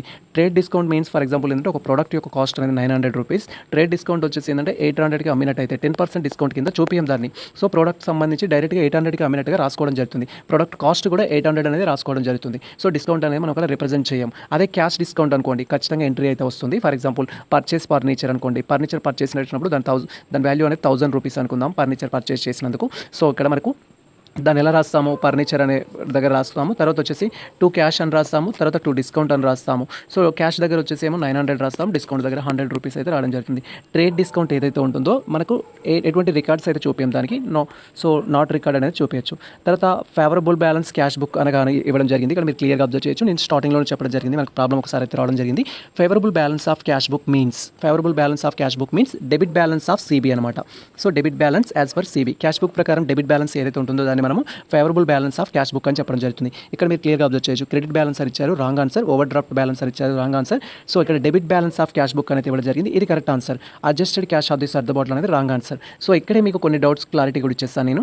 So debit balance of cash book అవుతుంది, credit balance of pass book అవుతుంది. ఫేవరబుల్ బ్యాలెన్స్ అనేది ఏదైతే ఉంటుందో credit balance of pass book అవుతుంది. ఇన్ కేస్ ఆఫ్ అన్ఫేవరబుల్ అనుకోండి, ఆపోజిట్ అవుతుంది. Credit balance of cash book అనేది అవుతుంది and debit balance of pass book అనేది అవుతుంది. ఇంతకుముందు మనం చేసింది ఏంటంటే అన్ఫేవరబుల్ బ్యాలెన్స్ ప్రకారం అయితే చేయడం జరిగింది. అండ్ అదర్ క్వశ్చన్ మీరు ఇక్కడ క్లియర్గా చూడొచ్చు. సో మీకు ఇక్కడ క్లియర్గా ఒక క్వశ్చన్ అయితే డిస్ప్లే చేస్తున్నాను. Ascertain purchase from the following figures: cost of goods sold 80,700 and opening stock 5,800, closing stock 6,000. So వాళ్ళు మనకి ఏంటంటే ఇక్కడ పర్చేస్ కనుక్కోమంటున్నారు. క్లోజింగ్ స్టాక్ ఇచ్చారు, ఓపెనింగ్ స్టాక్ ఇచ్చారు, సేల్స్ ఇచ్చారు. సో ఇది మనకి ఏంటంటే సిఓజిఎస్ ఈక్వేషన్ బేస్డ్ చేసుకుని అయితే చేస్తాము. Cost of goods sold is equal to ఏంటి అంటే opening stock plus purchase minus closing stock. ఇది మనకి ఈక్వేషన్ మీకు తెలిసిన కాన్సెప్ట్ ప్రకారం కూడా సిఓజిఎస్ ట్రేడింగ్ అకౌంట్ ప్రిపేర్ చేస్తాంగా, ట్రేడింగ్ అకౌంట్లో డెబిట్ సైడ్ ఉన్న అడ్జస్ట్మెంట్స్ అన్నింటిలోకి వెళ్ళి సో మనం క్లోజింగ్ స్టాక్ కనుక తీసేసి వచ్చేది cost of goods sold. Cost of goods sold అనేది సేల్స్లోకి వెళ్ళి తీసేసి వచ్చేది మనకు గ్రాస్ ప్రాఫిట్ రావడం జరుగుతుంది. సో ఇవి మనకి బేసిక్ ఈక్వేషన్స్ మీకు గుర్తుండాలి. Cost of goods sold is equal to opening stock plus purchase minus closing stock. ఇక్కడ కాస్ట్ ఆఫ్ గూడ్స్ సోల్డ్ మనకి ఇచ్చారు 80,700 అనేది ఇవ్వడం జరిగింది. అండ్ ఓపెనింగ్ స్టాక్ వచ్చేసి ఎంత ఇచ్చారంటే ప్రాబ్లంలో మనకు 5,800 ఇవ్వడం జరిగింది. క్లోజింగ్ స్టాక్ వచ్చేసి ఎంత ఇచ్చారంటే పర్చేస్ మనకు తెలియదు, క్లోజింగ్ స్టాక్ వచ్చేసి 6,000 రూపీస్ అయితే ఇవ్వడం జరిగింది. సో ఇప్పుడు మనం రీఅడ్జస్ట్ చేస్తే దీన్ని 8,700 అయితే అవుతుంది. అండ్ ఇక్కడ మనకు 5,800 ప్లస్లో ఉంది, 6,000 మైనస్లో ఉంది. కాబట్టి మనకి ఏంటంటే ప్రాఫిట్ మైనస్ 200 అయితే రాసుకోవచ్చు. ఎందుకంటే 5,800 ప్లస్ వాల్యూ కాబట్టి తీసేస్తాం. అప్పుడు ఇక్కడ మైనస్ 200 ఉంది, ఈక్వల్ వచ్చేస్తే సో 80,700 ప్లస్ 200 అయితే అవుతుంది, is equal purchase. So 2 add చేస్తున్నాం కాబట్టి 80,900. దాని రిలేటెడ్ ఆన్సర్ ఉందా లేదా అనేది చూసుకోవాలి. ప్రాబ్లంలో కొన్నిసార్లు మిస్టేక్స్ ఉంటాయి, మిస్టేక్స్ ఉన్నది నియర్ బై ఫిగర్ అనేది టచ్ చేయాలి. సో ఇక్కడ మనకు కరెక్ట్ ఆన్సర్ వచ్చేసి 80,900 అయితే కరెక్ట్ ఆన్సర్. సో మీరు కాస్ట్ ఆఫ్ గూడ్స్ సోల్డ్కి సంబంధించిన ఈక్వేషన్తో వెళ్తే ఆన్సర్ కరెక్ట్ వచ్చింది. అండ్ తర్వాత మనకు an asset purchased 25,000, the life of the asset is 10 years and residual value of the asset is 5,000 based on the straight line method depreciation. So the rate of the depreciation is అనేది ఇవ్వడం జరిగింది. Depreciation rate కనుక్కోమంటున్నారు దీంట్లో, మీరు ఇక్కడ క్లియర్గా observe చేయొచ్చు. So మనకు first straight line method ప్రకారం కావచ్చు లేదా డిమిషింగ్ మెథడ్ ప్రకారం కావచ్చు, డిప్రిసియేషన్ క్యాలిక్యులేట్ చేసే మెథడ్ అయితే మనకు కావాల్సి ఉంటుంది. డిప్రిసియేషన్ క్యాలిక్యులేట్ చేసే మెథడ్. సో డిప్రిసియేషన్ క్యాలిక్యులేట్ చేయాలంటే ఏంటంటే అసెట్ వాల్యూ అనేది ఉంటుంది, మైనస్ స్క్రాప్ వాల్యూ అనేది ఉంటుంది, లైఫ్ అనేది ఉంటుంది. లైఫ్ ఈక్వేషన్ చాలా ఇంపార్టెంట్ మనకి. సో ఇది చేస్తాం. అసెట్ వాల్యూ వచ్చేసి 25,000 ఉంది, మైనస్ 5,000 తీసుకుంటున్నాము. అండ్ తర్వాత 10 years అయితే ఇవ్వడం జరిగింది. చేస్తే మనకు 20/10 అయితే వస్తుంది. 20/10 అంటే 2,000 వస్తుంది. 2,000 ఫర్ ఇయర్ డిప్రిసియేషన్ అవుతుంది. సో 2,000 ఫర్ ఇయర్ డిప్రిసియేషన్ అవుతుంది కాబట్టి 25,000 మీద ఎంత పర్సెంటేజ్ డిప్రిసియేషన్ అవుతుందని మనం క్యాలిక్యులేట్ చేస్తే సో 20,000 మీద 2,000 అంటే 10%, ఈచ్ ఇయర్ 10% సింప్లీ. సో మనకు 20,000 వచ్చేసి అసెట్ వాల్యూ, ఎందుకంటే స్క్రాప్ ఉంది కాబట్టి స్క్రాప్ 5,000 తీసేస్తాము, 20,000 అసెట్ వాల్యూ అవుతుంది. 20,000 మీద ఎవ్రీ ఇయర్ డిప్రిసియేషన్ అనేది 2,000 10 years వరకు వస్తే అసెట్ వాల్యూ 0 అవుతుంది. సో ఇక్కడ 20,000 మీద 2,000 రావాలి వస్తుంది డిప్రిసియేషన్ అంటే పర్సెంటేజ్ ఎంత వస్తుందంటే 10% రావడం జరుగుతుంది. ఇది 10%, మనకు డైరెక్ట్ ఆన్సర్ 10%. అనదర్ వన్ మీరు ఇక్కడ క్లియర్గా అబ్జర్వ్ చేయొచ్చు, subscriptions received in advance by a club. So మనకు అడ్వాన్స్లో కనుక సబ్స్క్రిప్షన్స్ రిసీవ్డ్ చేసుకుంటే దాన్ని ఎలా చూపిస్తారని అయితే అడుగుతున్నారు. సో ఇక్కడ క్లియర్, అడ్వాన్స్ రిసీవ్డ్ చేసుకుంటే సో అడ్వాన్స్డ్ రిసీవ్ చేసుకుంటే జనరల్గా రిసీవ్ చేసుకున్నది ఏదైతే ఉంటుందో అది ఇన్కమ్ అవుతుంది. మనకు జనరల్గా రిసీవ్ చేసుకుంటే ఇన్కమ్ అవుతుంది. అడ్వాన్స్ అంటే మనకు ఆపోజిట్ అవుతుంది. సో అడ్వాన్స్ ఆపోజిట్స్ కాబట్టి ఎక్స్పెండిచర్ అయితే అవుతుంది. ఎక్స్పెండిచర్ సంబంధించి ఆర్ పేమెంట్కి సంబంధించి అయితే అవుతుంది. దానికి సంబంధించి చూడాలి. So on the balance sheet side of the balance sheet అనేది ఇవ్వడం జరిగింది. On the side of the balance sheet asset side of the balance sheet అనేది ఇవ్వడం జరిగింది. On the credit side of income and expenditure account, తర్వాత on the payment side of receipts and payment account అనేది ఇవ్వడం జరిగింది. So ఇక్కడ మీరు క్లియర్గా అబ్జర్వ్ చేయొచ్చు. అడ్వాన్స్డ్ కాబట్టి సో అడ్వాన్స్డ్ అనేది ఏంటంటే మనకు అది లయబిలిటీ అయితే అవుతుంది. నార్మల్గా సబ్స్క్రిప్షన్ నుంచి డిడక్ట్ చేస్తాం, బ్యాలెన్స్ షీట్లో సబ్స్క్రిప్షన్స్ నుంచి దాన్ని డిడక్ట్ చేస్తాము. సో ఇక్కడ మనకు బ్యాలెన్స్ షీట్లో డిడక్ట్ చేయడానికి ఛాన్స్ లేదు అంటే లయబిలిటీ సైడ్ అయితే చూపిస్తాము. సో ఇక్కడ మీరు క్లియర్గా అబ్జర్వ్ చేయొచ్చు. లయబిలిటీ సైడ్ అనేది రాసుకుంటాం దాన్ని. సో అడ్వాన్స్డ్ ఏదైతే ఉంటుందో యాక్చువల్గా సబ్స్క్రిప్షన్స్ అనేది అసెట్. సో ఇక్కడ అడ్వాన్స్డ్ కాబట్టి లయబిలిటీ సైడ్ అయితే రాసుకుంటాం. Like prepaid expenditures and out standing salaries లాగా ఈ ట్రాన్సాక్షన్ మనకి. అండ్ అనదర్ వన్ మీరు క్లియర్గా అబ్జర్వ్ చేయొచ్చు. Commission which is allowed to the consignee to cover the risk of the losses due to the bad debts. So మనం ప్రీవియస్లోనే మాట్లాడుకోవడం జరిగింది. So జనరల్గా మనకు కన్సైన్మెంట్ బిజినెస్ కనుక తీసుకున్నట్టయితే కన్సైన్మెంట్లో వచ్చేసి 2 టైప్ ఆఫ్ కమిషన్స్ ఉంటాయి. సో జనరల్ కమిషన్ ఉంటుంది, డెల్ క్రెడిట్ కమిషన్ ఉంటుంది. డెల్ క్రెడిట్ కమిషన్ అనేది బ్యాడ్ డెట్స్కి సంబంధించిన బాధ్యతను ఏదైతే తీసుకుంటాడో కన్సైనీ, అతను తీసుకోవడం వల్ల బ్యాడ్ డెట్స్కి సంబంధించిన సర్వీస్ ఏదైతే ఉంటుందో భరించినందుకు కాను సో అతనికి డెల్ క్రెడిట్ కమిషన్ అయితే ఇవ్వడం జరుగుతుంది. సో ఇక్కడ మీరు క్లియర్గా అబ్జర్వ్ చేయొచ్చు. డెల్ క్రెడిట్ కమిషన్ అనేది సో రెడ్డింగ్ అనేది కాదు అండ్ కౌంటర్ ఎంట్రీ అనేది కాదు. కౌంటర్ ఎంట్రీ రిలేటెడ్ టు మనకు త్రిబుల్ కాలం క్యాష్ బుక్లో అయితే ఉంటుంది. ఆర్డినరీ కమిషన్ అనేది ఏంటంటే జస్ట్ సేల్స్ పైన తీసుకోవడం జరుగుతుంది. కరెక్ట్ ఆన్సర్ వచ్చేసి del credit commission. So bad డెట్స్కి సంబంధించిన ఫుల్ఫిల్మెంట్ ఏదైతే ఉంటుందో దానికి సంబంధించిన బాధ్యత రిస్క్ తీసుకోవడం వల్ల డెల్ క్రెడిట్ కమిషన్ అయితే ఇవ్వడం జరుగుతుంది. So on the insolvency of all partners of a firm the loss should be borne అనేది ఇవ్వడం జరిగింది. సో ఇక్కడ మీరు క్లియర్గా అబ్జర్వ్ చేయొచ్చు. It is also related to the partnership that is ఇది మనకు వచ్చేసింది అడ్వాన్స్ అకౌంటింగ్ నుంచి అయితే ఇవ్వడం జరిగింది. అడ్వాన్స్ అకౌంటింగ్ సంబంధించి కూడా సపరేట్ సెషన్లో అయితే మనం మాట్లాడుకుందాము. ఇది పార్ట్నర్స్ రిలేటెడ్ టాపిక్ అయితే అడగడం జరిగింది. సో మనం నెక్స్ట్ సెషన్లో అయితే మాట్లాడుకుందాం. మీరు ఆన్సర్ అయితే కామెంట్ సెక్షన్లో కామెంట్ చేయండి దీనికి సంబంధించి కరెక్ట్ ఆన్సర్ ఏంటి అనేది, ఇఫ్ మీకు అడ్వాన్స్ అకౌంటింగ్లో క్లారిటీ ఉన్నట్టయితే. అండ్ అనదర్ క్వశ్చన్ మీరు ఇక్కడ క్లియర్గా అబ్జర్వ్ చేయొచ్చు. Which of the following is not a feature of joint venture. So joint వెంచర్కి సంబంధించి క్రింది వాటిలో ఏది దానికి సంబంధించిన ఫీచర్ కాదు అంటున్నారు. మీరు ఇక్కడ క్లియర్గా అబ్జర్వ్ చేయొచ్చు. It is a temporary partnership అని ఇవ్వడం జరిగింది. So temporary partnership it is related to joint వెంచరే. సో తర్వాత one joint venture is suit in case of the specific ventures అనేది ఇవ్వడం జరిగింది. నిర్దిష్ట వెంచర్లో జాయింట్ వెంచర్ వ్యాపారం అనుకూలంగా ఉంటుందని చెప్పడం జరిగింది. The relationship among the partners continue even of the venture is also అనేది ఇవ్వడం జరిగింది. So any other persons joint venture అనేది ఇవ్వడం జరిగింది. సో జాయింట్ వెంచర్లో ఎంతమంది అయినా చేరవచ్చు అనేది ఇవ్వడం జరిగింది. మీరు ఇక్కడ క్లియర్గా అబ్జర్వ్ చేయొచ్చు. లాస్ట్ వన్ వచ్చేసి మనకు రాంగ్ ఆన్సర్, రిమైనింగ్ థింగ్స్ వచ్చేసి correct answer, related answers. So ఇది మనకు టెంపరీకి సంబంధించింది ఉంటుంది అండ్ జాయింట్ వెంచర్ అనేది స్పెసిఫిక్ వెంచర్ కూడా ఉంటుంది. అండ్ వెంచర్ ముగిసిన తర్వాత కూడా వాళ్ళు టుగెదర్ అయితే కావడానికి అయితే ఛాన్స్ ఉంటుంది. And after that which are the following statement and account sales in the consignment is not true అనేది ఇవ్వడం జరిగింది. సో అకౌంట్ సేల్కి సంబంధించి ఒక క్వశ్చన్ అయితే అడిగారు. ఇది కన్సైన్మెంట్ బిజినెస్ సంబంధించి, కన్సైన్మెంట్ ప్రాబ్లమేటిక్ సంబంధించి అకౌంట్ సేల్స్ అనేది it is related to sales. So సేల్స్కి సంబంధించిన దాన్ని మనం ఇక్కడ అకౌంట్ సేల్స్ అంటాం. కన్సైనీ అనేవాడు తన రెస్పాన్సిబిలిటీగా సేల్స్ మొత్తం కంప్లీట్ అయిన తర్వాత, ప్రోడక్ట్స్ మొత్తం సేల్ చేసిన తర్వాత దానికి సంబంధించిన డీటెయిల్స్ ఎక్స్ప్లెయిన్ చేస్తూ ప్రోడక్ట్ ఎలా అమ్మడం జరిగింది అండ్ తనకు సంబంధించిన ఖర్చెస్లు ఏంటివి అనేది ఎక్స్ప్లెయిన్ చేస్తూ తనకు సంబంధించి ఏంటంటే పంపించడం జరుగుతుంది కన్సైనర్కి. ఆ కన్సైనర్ పంపించే రిపోర్ట్ ఏదైతే ఉంటుందో, సేల్స్ రిపోర్ట్ ఏదైతే ఉంటుందో, సో దీన్ని ఇక్కడ ఏమంటామంటే మనము అకౌంట్ సేల్స్ అనేది చెప్పడం జరుగుతుంది. సేమ్ స్టైల్లో సో కన్సైనీకి వచ్చేసి ప్రొఫార్మా ఇన్వాయిస్ పంపించడం జరుగుతుంది. బట్ కన్సైనర్కి వచ్చేసి ఏంటంటే ఇక్కడ అకౌంట్ సేల్స్ పంపిస్తాడు. So it is prepared by consignor అని ఇవ్వడం జరిగింది. Wrong. It is prepared by consignee అని ఇచ్చారు. Correct answer. Expenses and commissions are deducted in account sales అనేది ఇవ్వడం జరిగింది. సో రాంగ్ ఇది. And it show the relationship the principal and agents, ఇది రాంగ్. సో ఇక్కడ ఉన్నది ఎవరు ప్రిపేర్ చేస్తున్నారు అనేది మాత్రమే ఇవ్వడం జరిగింది. పర్పస్ గురించి అడగలేదు. పర్పస్ అయితే అకౌంట్ సేల్స్ యొక్క పర్పస్ ఏంటంటే సో కన్సైనర్ తనకు పంపిన సరుకులను ఏ విధంగా గూడ్స్ అండ్ సర్వీస్ని ఏ విధంగా అమ్మడం జరిగింది, ఎంత కాస్ట్కి అమ్మడం జరిగింది, దానికోసం తను ఏమేం చేశాడు అనేది ఈ యొక్క అకౌంట్ సేల్స్లో కన్సైనీ మెన్షన్ చేశాడు రిటర్న్ ఫామ్లో. సో ఇది మనకు ఏంటి అంటే అకౌంట్ సేల్స్ సంబంధించి. అనదర్ క్వశ్చన్ మీరు ఇక్కడ క్లియర్గా అబ్జర్వ్ చేయొచ్చు. మనకు సో ఇంట్రెస్ట్ క్యాలిక్యులేషన్ సంబంధించిన క్వశ్చన్ అయితే అడిగారు. దీనికి సంబంధించి కొంత ఇన్ఫర్మేషన్ అయితే మిస్ అయింది. సో ఈ ఇన్ఫర్మేషన్ నేను రీసెర్చ్ చేసి మరొక వీడియో అయితే చేస్తాను మీకు క్లియర్గా. బట్ మీరు ఆన్సర్ చేయడానికి అయితే ప్రయత్నించండి. ఇక్కడ మీరు క్లియర్గా అబ్జర్వ్ చేయొచ్చు. సో మనకి ఏంటంటే calculate the interest out standing the given details as per the trial balance అనేది ఇవ్వడం జరిగింది. ట్రయల్ బ్యాలెన్స్ వచ్చేసి మనకు 31st December 2020కి సంబంధించిన ట్రయల్ బ్యాలెన్స్ ప్రకారం ఇచ్చారు. సో లోన్ వచ్చేసి ఎంత అంటే 50,000 లోను, 50,000 వచ్చేసి లోన్ ఇచ్చారు. అండ్ దానిపైన 10% ఇంట్రెస్ట్ రేట్ అయితే ఇవ్వడం జరిగింది. 10% ఇంట్రెస్ట్ రేట్. సో దానికి సంబంధించిన ట్రాన్సాక్షన్ అయితే ఇవ్వడం జరిగింది.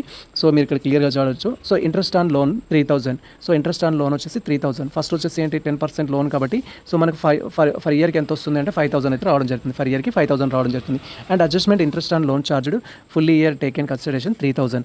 ఫుల్ ఇయర్ చేసినందుకు కాను వాళ్ళు 3000 అయితే తీసుకోవడం జరిగింది. 3000 తీసుకున్నారు. So minus 3000. So remaining figure వచ్చేసి 2000, యాక్చువల్లీ 2000. బట్ ఇక్కడ సంథింగ్ ఇన్ఫర్మేషన్ అయితే మిస్ అయింది. దీనికి సంబంధించి నేను నెక్స్ట్ వీడియోలో డీటెయిల్గా అయితే చెప్తాను. సో ఆ మిస్ అయిన టాపిక్ సంబంధించి కూడా నెక్స్ట్ వీడియో అయితే ఉంటుంది. మీరు దానికోసం అయితే వెయిట్ చేయండి. అండ్ దీనికి కరెక్ట్ ఆన్సర్ ఏంటి అనేది అయితే మీరు క్యాలిక్యులేట్ చేయండి ఒకసారి. తర్వాత goods destroyed in a cyclone should be credited to account అనేది ఇవ్వడం జరిగింది. Should be credited to account అనేది ఇవ్వడం జరిగింది. మీరు క్లియర్గా అబ్జర్వ్ చేయొచ్చు.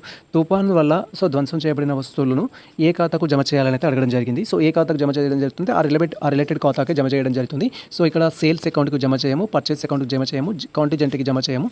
సో ఇక్కడ మీరు క్లియర్గా చూడొచ్చు. Loss of the goods due to the cyclone అనే అకౌంట్ క్రియేట్ చేసి దాంట్లో అయితే చూపించడం జరుగుతుంది. సో ఇది మనకు సెకండ్ వన్ వచ్చేసి కరెక్ట్ ఆన్సర్.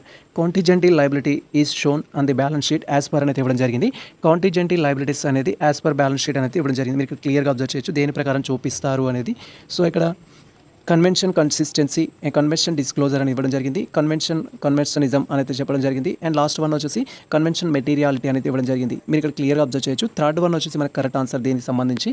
సో రిలేటెడ్ ఏంటి, కాంటిజెంటీ లయబిలిటీకి సంబంధించి అయితే ఇవ్వడం జరిగింది. కాంటిజెంటీ లయబిలిటీకి సంబంధించి థర్డ్ వన్ అయితే మనకి correct answer. And another question మీరు ఇక్కడ క్లియర్గా అబ్జర్వ్ చేయొచ్చు. అనదర్ క్వశ్చన్ అయితే మనకి ఇక్కడ డిస్ప్లే చేస్తున్నాను. As per the receipts and payment account subscription during the financial year 2021, that is 95,000, and advance subscription received in year 2021, that is 15,000, and financial year 2019 and 20, 25,000.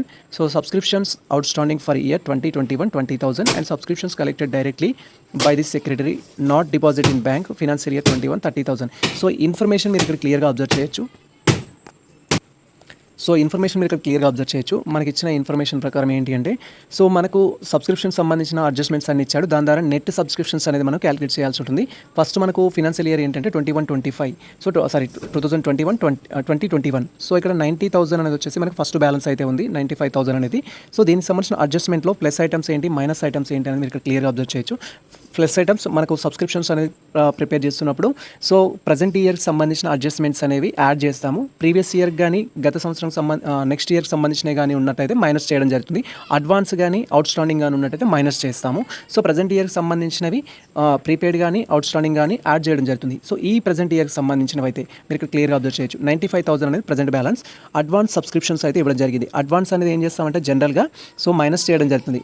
Next ఇయర్కి సంబంధించిన advance ఈ ఇయర్లో వస్తే minus చేస్తాము, అండ్ ఈ ఇయర్కి సంబంధించింది లాస్ట్ ఇయర్ వస్తే ప్లస్ చేయడం జరుగుతుంది. ఇక్కడ 2021కి సంబంధించి అయితే ఇవ్వడం జరిగింది. అడ్వాన్స్ రిసీవ్డ్ అని 15,000. సో మనకి ఈ ఇయర్లో అడ్వాన్స్ రిసీవ్డ్ కాబట్టి అది నెక్స్ట్ ఇయర్కి సంబంధించింది 15,000 అనేది మనం మైనస్ చేస్తాం. నెక్స్ట్ ఇయర్కి సంబంధించింది ఈ ఇయర్లో వస్తే మైనస్ చేస్తాం. కానీ 2019-20లో వచ్చేసి 25,000 వచ్చింది, అది అడ్వాన్స్, అది ఈ ఇయర్కి సంబంధించింది. 25,000 అనేది ప్లస్ చేయాల్సి జరుగుతుంది. లాస్ట్ ఇయర్లో అడ్వాన్స్ వస్తేనే అది ఈ ఇయర్కి సంబంధించింది, ఈ ఇయర్లో అడ్వాన్స్ వస్తే నెక్స్ట్ ఇయర్కి సంబంధించింది.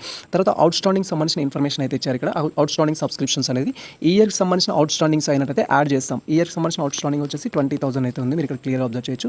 ఈ ఇయర్కి సంబంధించిన 20,000. అండ్ అదేవిధంగా subscriptions collected by secretary not deposit bank అనేది ఇవ్వడం జరిగింది. వాళ్ళు కలెక్ట్ చేశారు కానీ బ్యాంక్లో డిపాజిట్ చేయలేదు. కలెక్ట్ చేసిన తర్వాత ఖచ్చితంగా డిపాజిట్ చేయాలి. అంటే వారి దగ్గర ఇంకా క్యాష్ ఉంది. సో అదేదైతే ఉంటుందో 30,000 అనేది మనకి ఈ ఇయర్కి సంబంధించింది కాబట్టి యాడ్ చేస్తాము. సో ఇక్కడ మీరు క్లియర్గా అబ్జర్వ్ చేయొచ్చు. 95,000లోకి వెళ్ళి 15,000 తీసేస్తున్నాము. అప్పుడు మనకు 80,000 అయితే రావడం జరుగుతుంది. 80,000కి ఈ అమౌంట్ అనేది అడ్జస్ట్ చేస్తాము.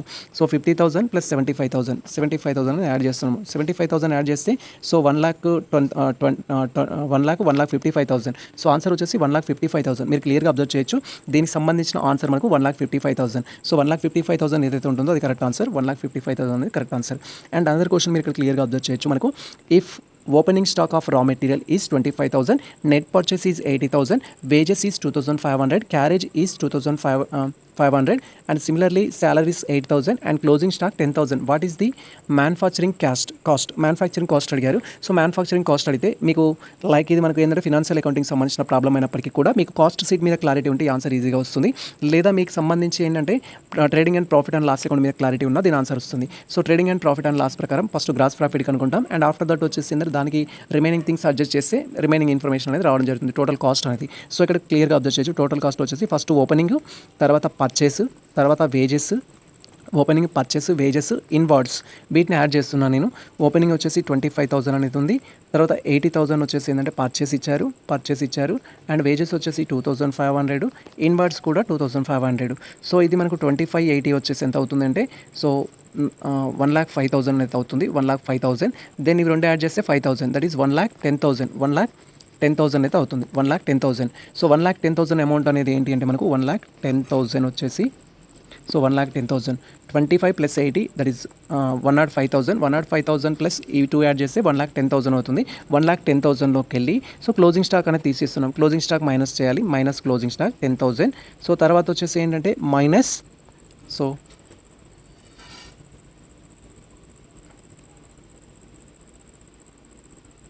మైనస్ 8,000.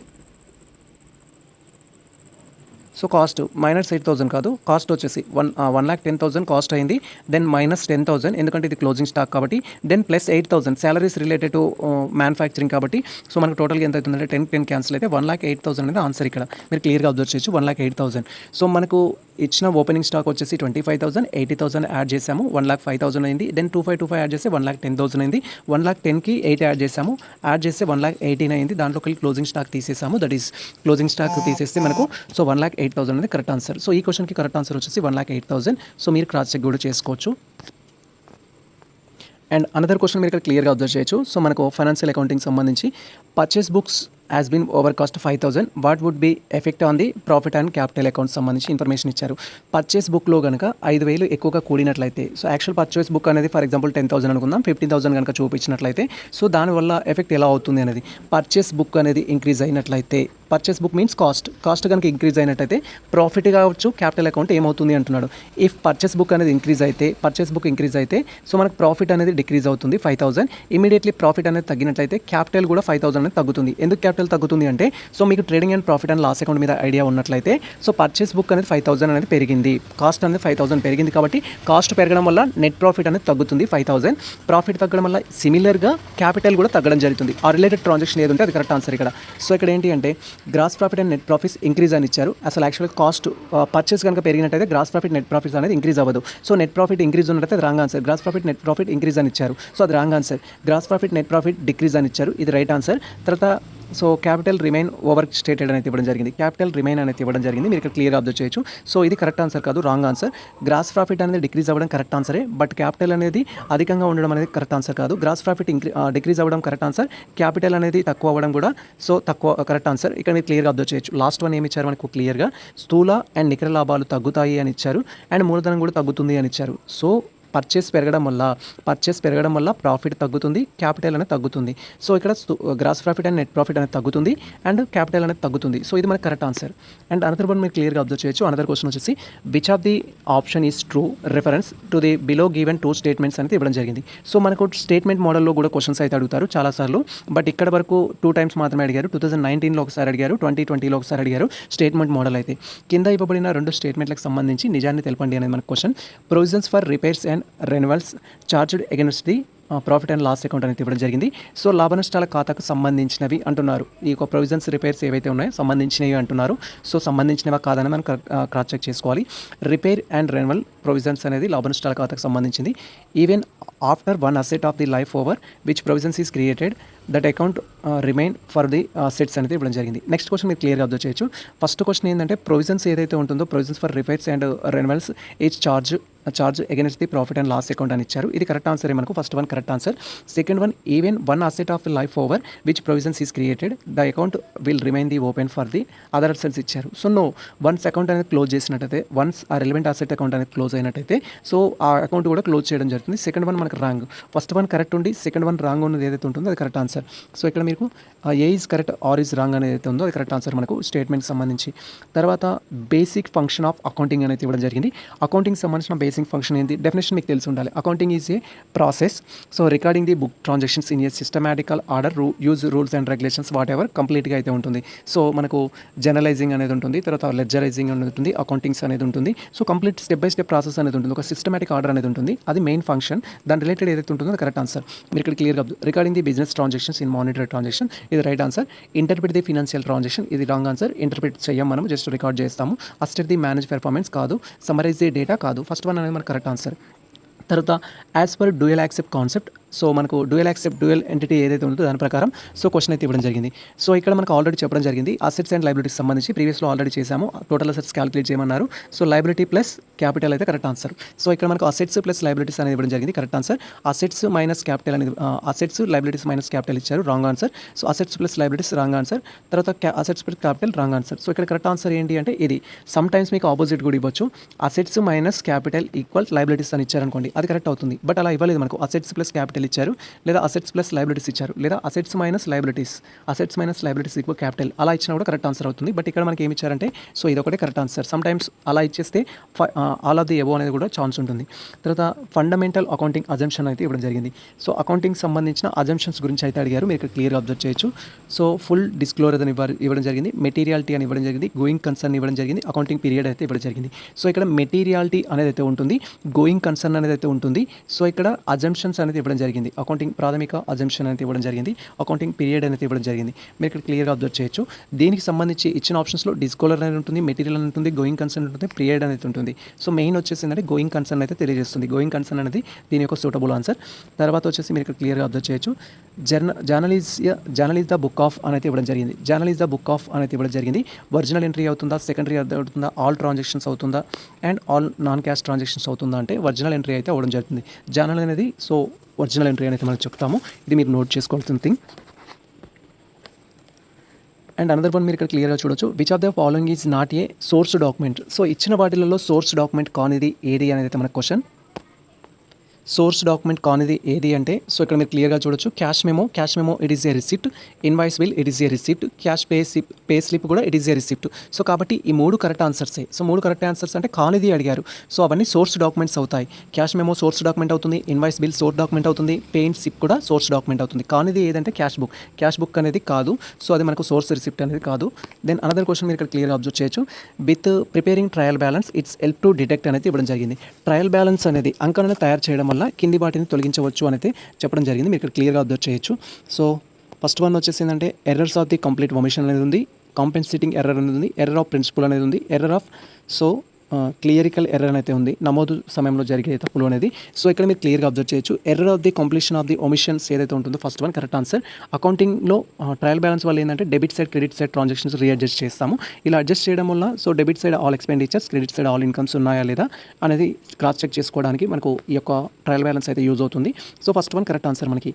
సో నెక్స్ట్ వన్ వచ్చేసి బిల్ రిసీవబుల్ అకౌంట్ ఈజ్ అనేది ఇవ్వడం జరిగింది. సో మనకు అసెట్ అకౌంట్ అనేది ఉంటుంది, బిల్స్ రిసీవబుల్ అనేది ఉంటుంది, డెబిటార్స్ అనేది ఉంటుంది, అండ్ ఇవిలా డిఫరెంట్ ట్రాన్సాక్షన్ ఇచ్చి కూడా అది ఏ టైప్ ఆఫ్ అకౌంట్ అనేది అడుగుతారు. సో బిల్స్ రిసీవబుల్ మన బ్యాలెన్స్ షీట్లో అసెట్స్ సైడ్ రాసుకుంటాం. Assets is related to real account. Related to real account. So personal account కాదు, నామినల్ అకౌంట్ కాదు, మిషనరీ అకౌంట్ అయితే కాదు. సో ఇక్కడ ఏంది బిల్స్ రిసీవబుల్ అనేది ఏంటంటే real account. So that is real account. Then commission provided by consignor to the consignee to cover the bad debts is known has. Same question మనకి ఇంతకుముందు కూడా రావడం జరిగింది. సో బ్యాడ్ డెట్స్ భరించినందుకు కాను కన్సైనర్కి ఇచ్చే కమిషన్ ఏమంటామంటే డెలికేటెడ్ కమిషన్ అంటాం, which is very very important to has. So ఖచ్చితంగా మీరు ఇది గుర్తుంచుకోవాలి. డెలికేటెడ్ కమిషన్ అనేది ఆర్డినరీ కమిషన్ కాదు, ఓవర్ రైటింగ్ కమిషన్ కాదు, స్పెషల్ కమిషన్ కాదు. తర్వాత the main objectives of depreciation is అనేది ఇవ్వడం జరిగింది. సో డిప్రిసియేషన్ యొక్క మెయిన్ ఆబ్జెక్టివ్స్ ఏంటి? To show the previous profit, to calculate the net profit, to reduce the tax, to satisfy the tax department అనేది ఇవ్వడం జరిగింది. ట్యాక్స్ అనేది మనం కన్సిడర్ చేయకూడదు. సో ఇక్కడ ఏంటంటే టు క్యాలిక్యులేట్ నెట్ ప్రాఫిట్ అనేది చెప్పవచ్చు. నెట్ ప్రాఫిట్ సో నికర లాభంను లెక్కించడం కోసం ఇదైతే చూపించడం జరుగుతుంది. దెన్ నెక్స్ట్ థింగ్ వచ్చేసి which of the following is an example of non profit organisation. So non profit ఆర్గనైజేషన్కి ఎగ్జాంపుల్ అయితే అడిగారు. నాన్ ప్రాఫిట్ ఆర్గనైజేషన్కి ఎగ్జాంపుల్ ఏంటంటే ఎన్జిఓస్. సో వాళ్ళ యొక్క మెయిన్ ఎయిమ్ వచ్చేసి ప్రాఫిట్ కాదు, సర్వీస్ అనేది వారి యొక్క మెయిన్ ఎయిమ్. అలాంటి రిలేటెడ్ ఆప్షన్స్ ఏవైతే ఉంటాయో తీసుకోవాలి. సో ఇక్కడ మనకి ఇన్సూరెన్స్ కంపెనీ అనేది ఉంది, ఆడిట్ అనేది ఉంది, కార్పొరేషన్స్ అనేది ఉన్నాయి. సో ఈ 3 అయితే కావు. సో మనకి ఇక్కడ ఏంటంటే పబ్లిక్ హాస్పిటల్స్ ఏవైతే ఉంటాయో పబ్లిక్ హాస్పిటల్స్ సో మనకి ఇక్కడ నాన్ ప్రాఫిట్ ఆర్గనైజేషన్ కింద అయితే తీసుకోవడం జరుగుతుంది. కార్పొరేషన్స్ కానీ, ఆడిట్ ఫర్మ్స్ కానీ, ఇన్సూరెన్స్ కంపెనీస్ కానీ వారి యొక్క మెయిన్ పర్పస్ అయితే వేరే ఉంటుంది. So which concept state the business will continue operate the foreseeable future అనేది ఇవ్వడం జరిగింది. క్రింది వానిలో భవిష్యత్ కోసం వ్యాపారం కొనసాగుతుంది అనేది ఏంటి అనేది అడిగారు. సో మనకు already accounting concepts and conventions తీసుకున్నట్లయితే గోయింగ్ కన్సర్న్ కాన్సెప్ట్ ఏదైతే ఉంటుందో సో అది కంటిన్యూటీ గురించి సంబంధించింది. ఇది కంటిన్యూటీ గురించి సంబంధించింది. సో మన కరెక్ట్ ఆన్సర్ వచ్చేసి first one. Then another one మీరు ఇక్కడ క్లియర్గా చూడొచ్చు. What is the primary purpose of preparing trial balance already మనం ప్రీవియస్లో కూడా చూసాము. ట్రయల్ బ్యాలెన్స్ ఎందుకు ప్రిపేర్ చేస్తారంటే to prepare the financial statement, to verify the arithmetical accuracy of accounts, to determine the balance of individual accounts, to prepare the balance sheet. So మనకి ఇక్కడ ఏంటంటే ఇది కాదు అండ్ ఇది కాదు, జస్ట్ మనకు దానికి సంబంధించి ఏంటంటే ట్రయల్ బ్యాలెన్స్ దేనికోసం ప్రిపేర్ చేస్తామంటే debit and credit. So debit is equal credit కాదా అనేది క్రాస్ చెక్ చేయడానికి చేస్తాము. సెకండ్ వన్ వచ్చేసి కరెక్ట్ ఆన్సర్. సో ఇక్కడ ట్రయల్ బ్యాలెన్స్ సంబంధించి బ్యాలెన్స్ షీట్ ఈక్వేషన్ అయితే ఇవ్వడం జరిగింది. ప్రీవియస్లో ఆల్రెడీ చెప్పాను నేను, బ్యాలెన్స్ షీట్ ఈక్వేషన్ ఏం లేదు. So that is balance sheet equation is equal. So ఇక్కడ మీరు క్లియర్గా అబ్జర్వ్ చేయొచ్చు. సో ఇక్కడ assets is equal liabilities plus equity అనేది కరెక్ట్ ఆన్సర్, లేదా లయబిలిటీ ప్లస్ క్యాపిటల్ అనేది correct answer. Asset is equal liability plus capital అనేది. సో ఇక్కడ లయబిలిటీ అండ్ ఈక్విటీ ఇచ్చారు, లయబిలిటీ మైనస్ ఈక్విటీ కాదు, లయబిలిటీ ఇది కాదు. సో కరెక్ట్ ఆన్సర్ వచ్చేసి ఏంటంటే మనకు assets equal liability plus equity అనేది correct answer. Which of the following is key of the bill of exchange. So bill of exchange యొక్క కీకి సంబంధించి కీ లక్షణం ఏంటి అని అడుగుతున్నారు. సో ఇక్కడ ఏంటంటే it is an unconditional promise to pay, it is condition to pay. So it is not condition to pay, it is request to pay, it is an order to pay. So ఇక్కడ మీరు క్లియర్గా observe చేయొచ్చు, it is uncondition promise to pay అని అయితే ఇవ్వడం జరిగింది. ఎటువంటి షరతులు అనేది ఉండకూడదు, ఖచ్చితంగా ఏ డేట్లో అయితే పే చేయాలో ఆ డేట్లో అయితే పే చేయాల్సి ఉంటుంది. ఇది మనం క్లియర్గా అబ్జర్వ్ చేయొచ్చు. బిల్ ఆఫ్ ఎక్స్చేంజ్ సంబంధించింది first one correct answer. Then non trading కన్సర్న్కి సంబంధించిన ఇన్ఫర్మేషన్ అయితే ఇచ్చారు. సో నాన్ ట్రేడింగ్ ఇంతకుముందుకి మనం చేసుకున్నాము, పబ్లిక్ హాస్పిటల్స్ ఏవైతే ఉన్నాయో అవి నాన్ ట్రేడింగ్ అని చెప్పొచ్చు, నాన్ ప్రాఫిట్ ఆర్గనైజేషన్ అని చెప్పొచ్చు. సో ఇక్కడ నాన్ ప్రాఫిట్ ఆర్గనైజేషన్ సంబంధించిన లక్షణం అడిగారు, క్లియర్గా అబ్జర్వ్ చేయొచ్చు. A business that buys goods and sells అంటున్నారు. గూడ్స్ అండ్ సేల్స్ అనేది నాన్ ప్రాఫిట్ ఆర్గనైజేషన్ కాదు. A business that provide services అనేది ఇవ్వడం జరిగింది. సర్వీసెస్ ప్రొవైడ్ చేస్తే అది నాన్ ట్రేడింగ్ ఆర్గనైజేషన్ అవుతుంది. And organisation that not aim to the make profit అనేది ఇవ్వడం జరిగింది. లాభాన్ని లక్ష్యంగా చేసుకునే సంస్థ అనేది ఇవ్వడం జరిగింది. ఏ గవర్నమెంట్ ఎంటిటీ ప్రభుత్వ సంస్థ అనేది ఇవ్వడం జరిగింది. Non trading organisation. So service provide చేసినంత మాత్రాన ప్రాఫిట్ ఉండదని కాదు, goods and service including. So ఇక్కడ మనకు కరెక్ట్ ఆన్సర్ వచ్చేసింది నాన్ ట్రేడింగ్ ఆర్గనైజేషన్ అనేది దాని యొక్క మెయిన్ ఎయిమ్ వచ్చేసి ప్రాఫిట్ అనేది కాదు. సో ఆ ప్రాఫిట్ కానిది ఏదైతే ఉంటుందో నాన్ ట్రేడింగ్ ఆర్గనైజేషన్ కింద అయితే ట్రీట్ చేయడం జరుగుతుంది. సో ఇక్కడ థర్డ్ వన్ వచ్చేసి మనకు correct answer. Then another question మీరు చూడొచ్చు, which of the following is not a factor in calculating depreciation. So depreciation calculate చేసేటప్పుడు ఇది అనేది ఫ్యాక్టర్లో ఉండదు. ఫస్ట్ డిప్రిసియేషన్ సంబంధించిన ఈక్వేషన్ ఏంది, where depreciation is equal so asset value minus scrap value by life. ఈ త్రీ థింగ్స్ అనేది ఉండాలి. ఈ త్రీ థింగ్స్ కాకుండా వేరే ఏదైనా ఉన్నట్టయితే అది మనం కన్సిడర్ చేయం. ఇక్కడ కాస్ట్ ఆఫ్ అసెట్ అనేది ఉంది, ఇది కావాల్సిందే. ఎస్టిమేషన్ ఆఫ్ లైఫ్ అసెట్ అనేది ఉంది, అండ్ రెసిడెన్షియల్ వాల్యూ అనేది ఉంది, మార్కెట్ వాల్యూ ఉంది. సో మార్కెట్ వాల్యూ అనేది మనకు అవసరం లేదు. So cost of the asset అనేది కావాలి, స్క్రాప్ వాల్యూ కావాలి, లైఫ్ కావాలి. సో లాస్ట్ వన్ అనేది మనకు కరెక్ట్ ఆన్సర్ కాదు. సో దానికి మనం తీసుకుంటాం, కారకం కాదు అన్నారు కాబట్టి fourth one correct answer. And what is the purpose of reconciling the cash book with the bank book statement అని ఇవ్వడం జరిగింది. సో క్యాష్ బుక్ పాస్బుక్ ఎందుకు రికన్సిలేషన్ చేయాలి అంటే ఈక్వాలిటీ కోసం, మిస్టేక్లని ఐడెంటిఫై చేయడానికి. సో ఐడెంటిఫై ది ఎర్రర్స్ ఏదైతే ఉంటుందో, ప్రిపేర్ ది ఫైనాన్షియల్ స్టేట్మెంట్స్ కాదు, మేనేజ్ క్యాష్ ఫ్లో కాదు, మోసాన్ని గుర్తించడం కాదు, ఐడెంటిఫై ఎర్రర్స్ తప్పులని గుర్తించడం ఏదైతే ఉంటుందో దానికోసం దాన్ని ప్రిపేర్ చేయడం జరుగుతుంది. Which of the following is a characteristics of single entry సిస్టమ్కి సంబంధించిన క్యారెక్టరిస్టిక్స్ ఏంటి? ఫస్ట్ మనకు డబుల్ ఎంట్రీ సిస్టమ్ ఉంటుంది, సింగిల్ ఎంట్రీ సిస్టమ్ ఉంటుంది. డబుల్ ఎంట్రీ సిస్టంలో డెబిట్ క్రెడిట్ రూల్స్ అనేవి ఉంటాయి, సింగిల్ ఎంట్రీ సిస్టంలో డెబిట్ క్రెడిట్ రూల్స్ అనేవి ఉండవు. జస్ట్ చిన్న బిజినెస్లు ఏవైతే ఉంటాయో మాన్యువల్గా అకౌంట్స్ ప్రిపేర్ చేసుకుంటారు. సో సింపుల్గా అకౌంట్స్ ప్రిపేర్ చేసుకుంటారు, అది మనకి సింగిల్ ఎంట్రీ సిస్టమ్కి సంబంధించి. సో డబుల్ ఎంట్రీ కాన్సెప్ట్ అనేది కాదు, అకౌంటింగ్ ఈక్వేషన్స్ అనేవి ఉండవు, డబుల్ ఎంట్రీ రికార్డింగ్ అనేది ఉండదు, simple and incomplete records. Single entry సిస్టమ్ని సింపుల్గా ఏం చెప్పొచ్చు అంటే ఇన్కంప్లీట్ రికార్డ్స్ ఏవైతే ఉంటాయో అవి సింగిల్ ఎంట్రీకి సంబంధించింది, అది మనకి కరెక్ట్ ఆన్సర్. తర్వాత వన్ మీరు ఇక్కడ క్లియర్గా చూడొచ్చు, if the cash book balance is 1000 and bank statement balance is 1200, what is the reconciliation amount అనేది ఇవ్వడం జరిగింది. సో దానికి సంబంధించిన రికన్సిలేషన్ అమౌంట్ అయితే అడుగుతున్నారు. సో ఇక్కడ మీరు క్లియర్గా అబ్జర్వ్ చేయొచ్చు, ఇచ్చిన ట్రాన్సాక్షన్స్ ప్రకారం దీనికి మనం ఆన్సర్ చేయాల్సిన అవసరం లేదు. 1000 రూపీస్ వచ్చేసేమో క్యాష్ బుక్ ప్రకారం ఉంది, బ్యాంక్ బుక్ ప్రకారం 1200 ఉంది, 200 అయితే డిఫరెంట్ ఉంది, 200 వచ్చేసి రైట్ ఆన్సర్. సో 200 అనేది కరెక్ట్ ఆన్సర్, అంతే, అంతకుమించి ఇంకేం లేదు. మళ్ళీ ఒకవేళ మనకు ఫేవరబుల్ బ్యాలెన్స్ అన్ఫేవరబుల్ బ్యాలెన్స్ ఇచ్చినప్పుడు రీఅడ్జస్ట్ చేయాల్సి ఉంటుంది, దీనికైతే 200 correct answer. And what is the advantages of using triple column cash book ఉపయోగించడం వల్ల ఎటువంటి లాభాలు ఉంటాయని అడుగుతున్నారు. సో మీరు ఇక్కడ క్లియర్గా అబ్జర్వ్ చేయొచ్చు, it can only useful for cash transaction ఇచ్చారు, it can be useful for bank transaction ఇచ్చారు, it provide the complete picture of cash and balance అనేది ఇవ్వడం జరిగింది, it is more time consuming the then the two column cash book అనేది ఇవ్వడం జరిగింది. ఇక్కడ మీరు క్లియర్గా అబ్జర్వ్ చేయొచ్చు, ఇది నగదు లావాదేవీలు మరియు బ్యాలెన్స్కి సంబంధించిన పూర్తి చిత్రాన్ని అందిస్తుంది. సో మనకు థర్డ్ వన్ అనేది కరెక్ట్ ఆన్సర్, ఇది నెగిటివ్ ఆన్సర్, ఇది కరెక్ట్ కాదు. సో ఇది మనకు కరెక్ట్ ఆన్సర్, థర్డ్ వన్ వచ్చేసి correct answer. And another question మీరు ఇక్కడ క్లియర్గా అబ్జర్వ్ చేయొచ్చు, fixed assets are recorded at cost less depreciation because అనేది ఇవ్వడం జరిగింది. ఫిక్స్డ్ అసెట్స్ అనేది కాస్ట్ లెస్ డిప్రిసియేషన్లో చూపించడానికి గల రీజన్ ఏంటి అనేది అంటున్నారు, మీరు ఇక్కడ క్లియర్గా అబ్జర్వ్ చేయొచ్చు. సో ఇది దేనికి సంబంధించిందంటే గోయింగ్ కన్సెప్ట్ కాన్సెప్ట్ సంబంధించి స్థిరాస్తి ఆస్తుల అయినా నుంచి తరుగుదల ఎందుకు తీసేసి చూపిస్తామంటే, సో ఫిక్స్డ్ అసెట్స్ అనేది లైఫ్ టైం బేస్డ్ అయితే ఉంటుంది. ఈ ఇయర్లో కొన్నది ఒక 10 ఇయర్స్ వరకు కానీ 4 ఇయర్స్ వరకు కానీ యూజ్ చేయడం జరుగుతుంది. డిప్రిసియేషన్ కూడా 4 ఇయర్స్ వరకు దాన్ని క్యారీ ఫార్వర్డ్ చేయాలి. కాస్ట్ ఆఫ్ ది మిషనరీ అనేది 4 ఇయర్స్ వరకు క్యారీ ఫార్వర్డ్ చేయాలి. 4 ఇయర్స్ వరకు దాన్ని జీరో చేయాలి కాబట్టి డిప్రిసియేషన్ అది చూపించడం జరుగుతుంది. సో అది గోయింగ్ కన్సర్న్ కాన్సెప్ట్ సంబంధించి.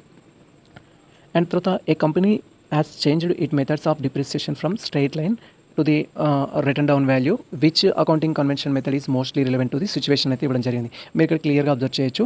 సో ఇక్కడ మనకు వచ్చేసి ఏంటంటే ఒక కంపెనీ అనేది డిప్రిసియేషన్ మెథడ్ యూజ్ చేస్తుంది. స్ట్రైట్ లైన్ నుంచి డిమిషింగ్ మెథడ్కి చేంజ్ అయినట్టు దేనికోసం చేంజ్ అయింది, సిచ్యువేషన్ ఏంటి అనేది. ఇక్కడ వచ్చేసి ఏంటంటే మనకు కన్సిస్టెన్సీ ఇచ్చారు, కన్వర్సనిజం ఇచ్చారు, మెటీరియాలిటీ ఇచ్చారు, గోయింగ్ కన్సర్న్ ఇచ్చారు. So it is also related to depreciation. But ఇది వచ్చేసి ఏంటంటే కన్సిస్టెన్సీ కోసం అయితే చేంజ్ చేయడం జరుగుతుంది. కన్సిస్టెన్సీ అనేది కరెక్ట్ ఆన్సర్ దీనికి వచ్చేసి. సో గోయింగ్ కన్సర్న్ కాన్సెప్ట్ అయితే కాదు, ఇది కన్సిస్టెన్సీకి సంబంధించి. సో మీరు అకౌంటింగ్ కాన్సెప్ట్స్ అండ్ కన్వెన్షన్స్ నేర్చుకుంటే ఖచ్చితంగా క్వశ్చన్ అయితే రావడం జరుగుతుంది. So a company write off a bad debts 2000. So which account should be debited in general entry. So bad debts అనేది జనరల్గా మనం ఏం చేస్తాము, సో బ్యాడ్ డెట్స్ అకౌంట్ తీసుకుంటాము. Bad debts account debtor to debtors account అయితే రాస్తాము. So ఏ అకౌంట్కి debit చేస్తారు అంటున్నారు ఇక్కడ క్లియర్గా మీరు అబ్జర్వ్ చేయొచ్చు. సో ఇది మనకు డెబిటార్స్ అకౌంట్కి ఏమో క్రెడిట్ చేయడం జరుగుతుంది, బ్యాడ్ డెట్స్ అకౌంట్కి ఏమో డెబిట్ చేయడం జరుగుతుంది. సో అకౌంట్స్ రిసీవబుల్ కాదు, accounts receivable means debtors credit చేస్తాం, డెబిట్ చేయము. క్యాష్ అకౌంట్ కాదు, సేల్స్ అకౌంట్ కాదు. కరెక్ట్ వచ్చేసి బ్యాడ్ డెట్స్ అకౌంట్కి డెబిట్ చేయడం జరుగుతుంది. అండ్ అనదర్ క్వశ్చన్ మీరు ఇక్కడ క్లియర్గా అబ్జర్వ్ చేయొచ్చు. సో అనదర్ క్వశ్చన్ మనకు సంబంధించిన ఇన్ఫర్మేషన్ అయితే ఇవ్వడం జరిగింది. So a company uses A purchase book to record the credit transactions. What would be the effect on the purchase if the company start paying the cash for all? So ఇక్కడ simple ఏం లేదు, ఒక company అనేది so purchase book అయితే prepare చేస్తుంది credit transactions, credit purchase కోసం. If credit purchase లేకపోతే అన్ని క్యాష్ పర్చేసెస్ ఉన్నట్టయితే నెక్స్ట్ కంపెనీ సిచ్యువేషన్ ఏంటి, ఏం ప్రిపేర్ చేస్తుంది అనే క్వశ్చన్ ఇక్కడ. All cash purchase would be recorded in the purchase book. Purchase బుక్లో ఎప్పుడు కూడా క్యాష్ ట్రాన్సాక్షన్స్ రాయము. And only credit purchase would be recorded in the purchase book and cash purchases should be recorded in cash book. So ఇక్కడ అసలు cash transactions ఉన్నాయని చెప్తున్నారు కాబట్టి ఇది కూడా రాంగ్ ఆన్సర్. తర్వాత no entries would be made in purchase book. So yes, ఎటువంటి credit transaction లేనప్పుడు అప్పుడు మనం పర్చేస్ బుక్లో ఎంట్రీస్ అనేవి ఉండవు. ఇది కరెక్ట్ ఆన్సర్ మనకు. సో థర్డ్ వన్ వచ్చేసి కరెక్ట్ ఆన్సర్. అనదర్ క్వశ్చన్ మీరు ఇక్కడ క్లియర్గా అబ్జర్వ్ చేయొచ్చు. So a company receive a cheque from customer 1000 rupees when would this transaction recorded in cash book. So ఇక్కడ క్లియర్గా అబ్జర్వ్ చేయొచ్చు. సో మనకి ఇక్కడ ఏంటి అంటే మనం ఒక చెక్ అనేది రిసీవ్ చేసుకున్నాం. చెక్ రిసీవ్ చేసుకున్న తర్వాత క్యాష్ బుక్లో ఎప్పుడు రికార్డ్ చేస్తారు అనేది అడుగుతున్నారు. చెక్ రిసీవ్ చేసుకున్న రోజే మనం క్యాష్ బుక్లో రాసుకోవడం జరుగుతుంది. బ్యాంక్లో మాత్రం క్రెడిట్ అయిన తర్వాత రాయడం జరుగుతుంది. సో అది 2 days కావచ్చు, 3 days కావచ్చు, బేస్డ్ ఆన్ వర్కింగ్ డేస్ బట్టి, బేస్డ్ ఆన్ అవైలబిలిటీని బట్టి అయితే ఉంటుంది. సో మనకి చెక్ రిసీవ్ ఎప్పుడైతే అవుతుందో ఆ రోజే క్యాష్ బుక్లో అయితే రాసుకోవడం జరుగుతుంది. అండ్ తర్వాత వచ్చేసి ఏంటంటే a company bank statement shows the balance 10,000 while its cash shows balance is 8,000. Upon investigation it is found a check 2,500 deposit not credited by the bank, a check 1,000 issued but not presented for payment. What is the adjusted balance as per the bank reconciliation statement? Bank balance అయితే అడుగుతున్నారు. మీకు క్లియర్గా చూడొచ్చు. BRS సంబంధించిన problem ఇచ్చారు. So BRS కాబట్టి మనకి ఇది ఫేవరబుల్ బ్యాలెన్స్ ఇచ్చారు, అన్ఫేవరబుల్ బ్యాలెన్స్ కాదు. ఇది క్యాష్ బుక్, ఇది పాస్బుక్. సో బ్యాలెన్స్ వచ్చేసి ఏంటంటే 10,000 అనేది క్రెడిట్ బ్యాలెన్స్ చూపిస్తుంది, 8,000 అనేది వచ్చేసి ఏంటంటే ఇక్కడ డెబిట్ బ్యాలెన్స్ చూపిస్తుంది. క్యాష్ బుక్లో వచ్చేసేమో 8,000 చూపిస్తుంది. ఇట్స్ క్యాష్ బుక్ వచ్చేసి 8,000 చూపిస్తుంది. మీరు ఇక్కడ క్లియర్గా అబ్జర్వ్ చేయొచ్చు. పాస్బుక్ వచ్చేసి 10,000, క్యాష్ బుక్ వచ్చేసి 8,000. ఎందుకు చూపిస్తుంది ఆ సిచ్యువేషన్ అంటే దాంట్లో ఒకటి ఫైండ్ అవుట్ చేశారు. 2,500 అనేది డిపాజిటెడ్. సో 2,500 అనేది డిపాజిట్ చేసి ఎక్కడ రాసుకుంటాము, సో ఇక్కడ రాసుకుంటాం 2,000. క్యాష్ బుక్లో ఎక్కడ రాసుకుంటాము అండ్ పాస్బుక్లో క్రెడిట్ అవ్వాలి, కానీ క్రెడిట్ అవ్వలేదు అంటున్నాడు. సో క్రెడిట్ అవ్వలేదు కాబట్టి ఇప్పుడు అవ్వాలి. దట్ ఈస్ 2,500 అనేది ఇక్కడ రీఅడ్జస్ట్ చేయడం జరుగుతుంది. తర్వాత 1,000 rupees cheque issued already issue చేశాము, కానీ ప్రీవియస్లో ఇష్యూ చేసినప్పుడు క్యాష్ బుక్లో రాసుకుంటాము. కానీ ఇక్కడ చేంజెస్ అనేది యాజ్ పర్ బ్యాంక్ బ్యాలెన్స్ అడిగారు కాబట్టి బ్యాంక్ బ్యాలెన్స్ ప్రకారమే చేస్తాము. 1,000 ఇక్కడ రాసుకోవడం జరుగుతుంది. చేంజెస్ దీంట్లో కాదు చేయాల్సింది, దీంట్లో మాత్రమే చేయాలి. సో ఇక్కడ 10,000 ప్లస్ 2,500 12,500 మైనస్ 1,000 11,500 అయితే రావడం జరుగుతుంది. సో ఇప్పుడు మనకు పాస్బుక్ బ్యాలెన్స్ అడిగారు కాబట్టి 11,500 ఏదైతే ఉంటుందో అది కరెక్ట్ ఆన్సర్. మీరు ఇక్కడ క్లియర్గా అబ్జర్వ్ చేయొచ్చు. 11,500 అయితే ఇవ్వడం జరిగింది. మళ్ళీ ఒకసారి ప్రాబ్లం అబ్జర్వ్ చేయండి. సో మనకి ఏం చెప్పారు, క్యాష్ బుక్ ట్రాన్సాక్షన్ ఇచ్చారు, పాస్బుక్ ట్రాన్సాక్షన్ ఇచ్చారు.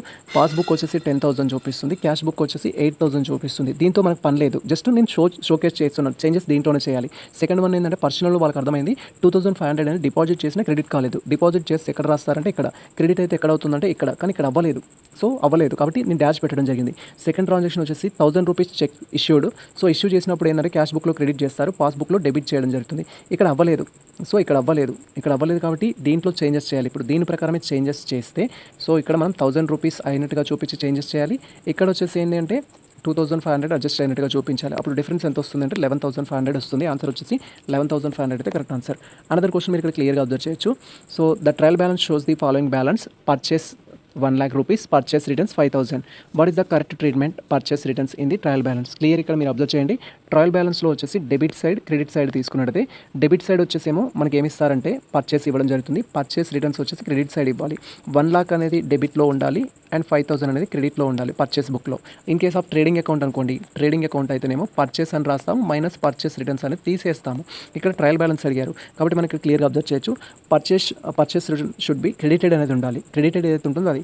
సో ఇక్కడ మీరు క్లియర్గా చూడొచ్చు. Purchase return should be shown as credit balance అనేది చూపిస్తాం. క్రెడిట్ సైడ్ చూపించాలి. ఇక్కడ డెబిట్ బ్యాలెన్స్ ఇచ్చారు wrong. Purchase return should be against the net purchase అని ఇచ్చారు wrong answer. Purchase return should be ignored అని ఇచ్చారు రాంగ్ ఆన్సర్. మన కరెక్ట్ ఆన్సర్ వచ్చేసి ఏంటంటే క్రెడిట్ బ్యాలెన్స్గా చూపించాలి. అండ్ అనదర్ క్వశ్చన్ మీరు చూడొచ్చు. Which type of error accrues when a transaction recorded in the wrong account but the correct class of account. So మీరు క్లియర్గా అబ్జర్వ్ చేయొచ్చు. సో ఒక వ్యవహారానికి సంబంధించి అది ఎక్స్పెండిచర్ కానీ ఎక్స్పెండిచర్లా కాకుండా ఎక్స్పెండిచర్ పర్చేస్ రిలేటెడ్ ఎక్స్పెండిచర్ అనుకోండి. బట్ అది వచ్చేసి ఏంటంటే డ్రాయింగ్స్ రిలేటెడ్ ఎక్స్పెండిచర్ లాగా రాశారు అనుకుందాం. ఎక్స్పెండిచర్ లాగానే రాశారు బట్ వేరే అకౌంట్లో రాయడం జరిగింది. సో అలా రాయడం వల్ల ఎటువంటి చేంజెస్ అవుతాయని అంటున్నారు. దాన్ని ఎర్రర్ అంటున్నారు. సో ఇక్కడ వచ్చేసి ఏంటంటే మనకు మీరు క్లియర్గా అబ్జర్వ్ చేయొచ్చు. ఎర్రర్ ఆఫ్ కమిషన్ అనేది కరెక్ట్ ఆన్సర్ మనకు దీనికి సంబంధించి. సో ఎర్రర్ ఆఫ్ కమిషన్ అయితే రావడం జరుగుతుంది. So noting charges or expenses incurred when the bill of exchanges అని అయితే ఇవ్వడం జరిగింది. సో బిల్ ఆఫ్ ఎక్స్చేంజ్లో నోటింగ్ చార్జెస్ అనేది మనకు one of the important. So notary charges అనేది ఎప్పుడు రావడం జరుగుతుంది అంటే చెక్ అనేది డిజానర్డ్ అయినట్లయితే రావడం జరుగుతుంది. సో చెక్ డిజానర్డ్ ఉన్నప్పుడు మనకు నోటరీ చార్జెస్ అయితే వస్తాయి. ఇక్కడ మనకు థర్డ్ ఆన్సర్ వచ్చేసి కరెక్ట్. సో డిస్కౌంట్ అనేది బ్యాంక్లో డిస్కౌంట్ చేసినప్పుడు అవుతుంది. అది డిస్కౌంట్ తీసుకోవడం జరుగుతుంది బ్యాంక్ వాళ్ళు. ఎండార్స్ అంటే 1% నుంచి అనదర్ పర్సన్కి మనకు సంబంధించిన బిల్లును ట్రాన్స్ఫర్ చేసినప్పుడు ఎండార్స్ అనేది అనడం జరుగుతుంది. తర్వాత మనకు purpose of the depreciation is to అనేది ఇవ్వడం జరిగింది. డిప్రిసియేషన్ యొక్క మెయిన్ పర్పస్ ఏంటి అనేది ఇవ్వడం జరిగింది. మీరు ఇక్కడ క్లియర్గా అబ్జర్వ్ చేయొచ్చు.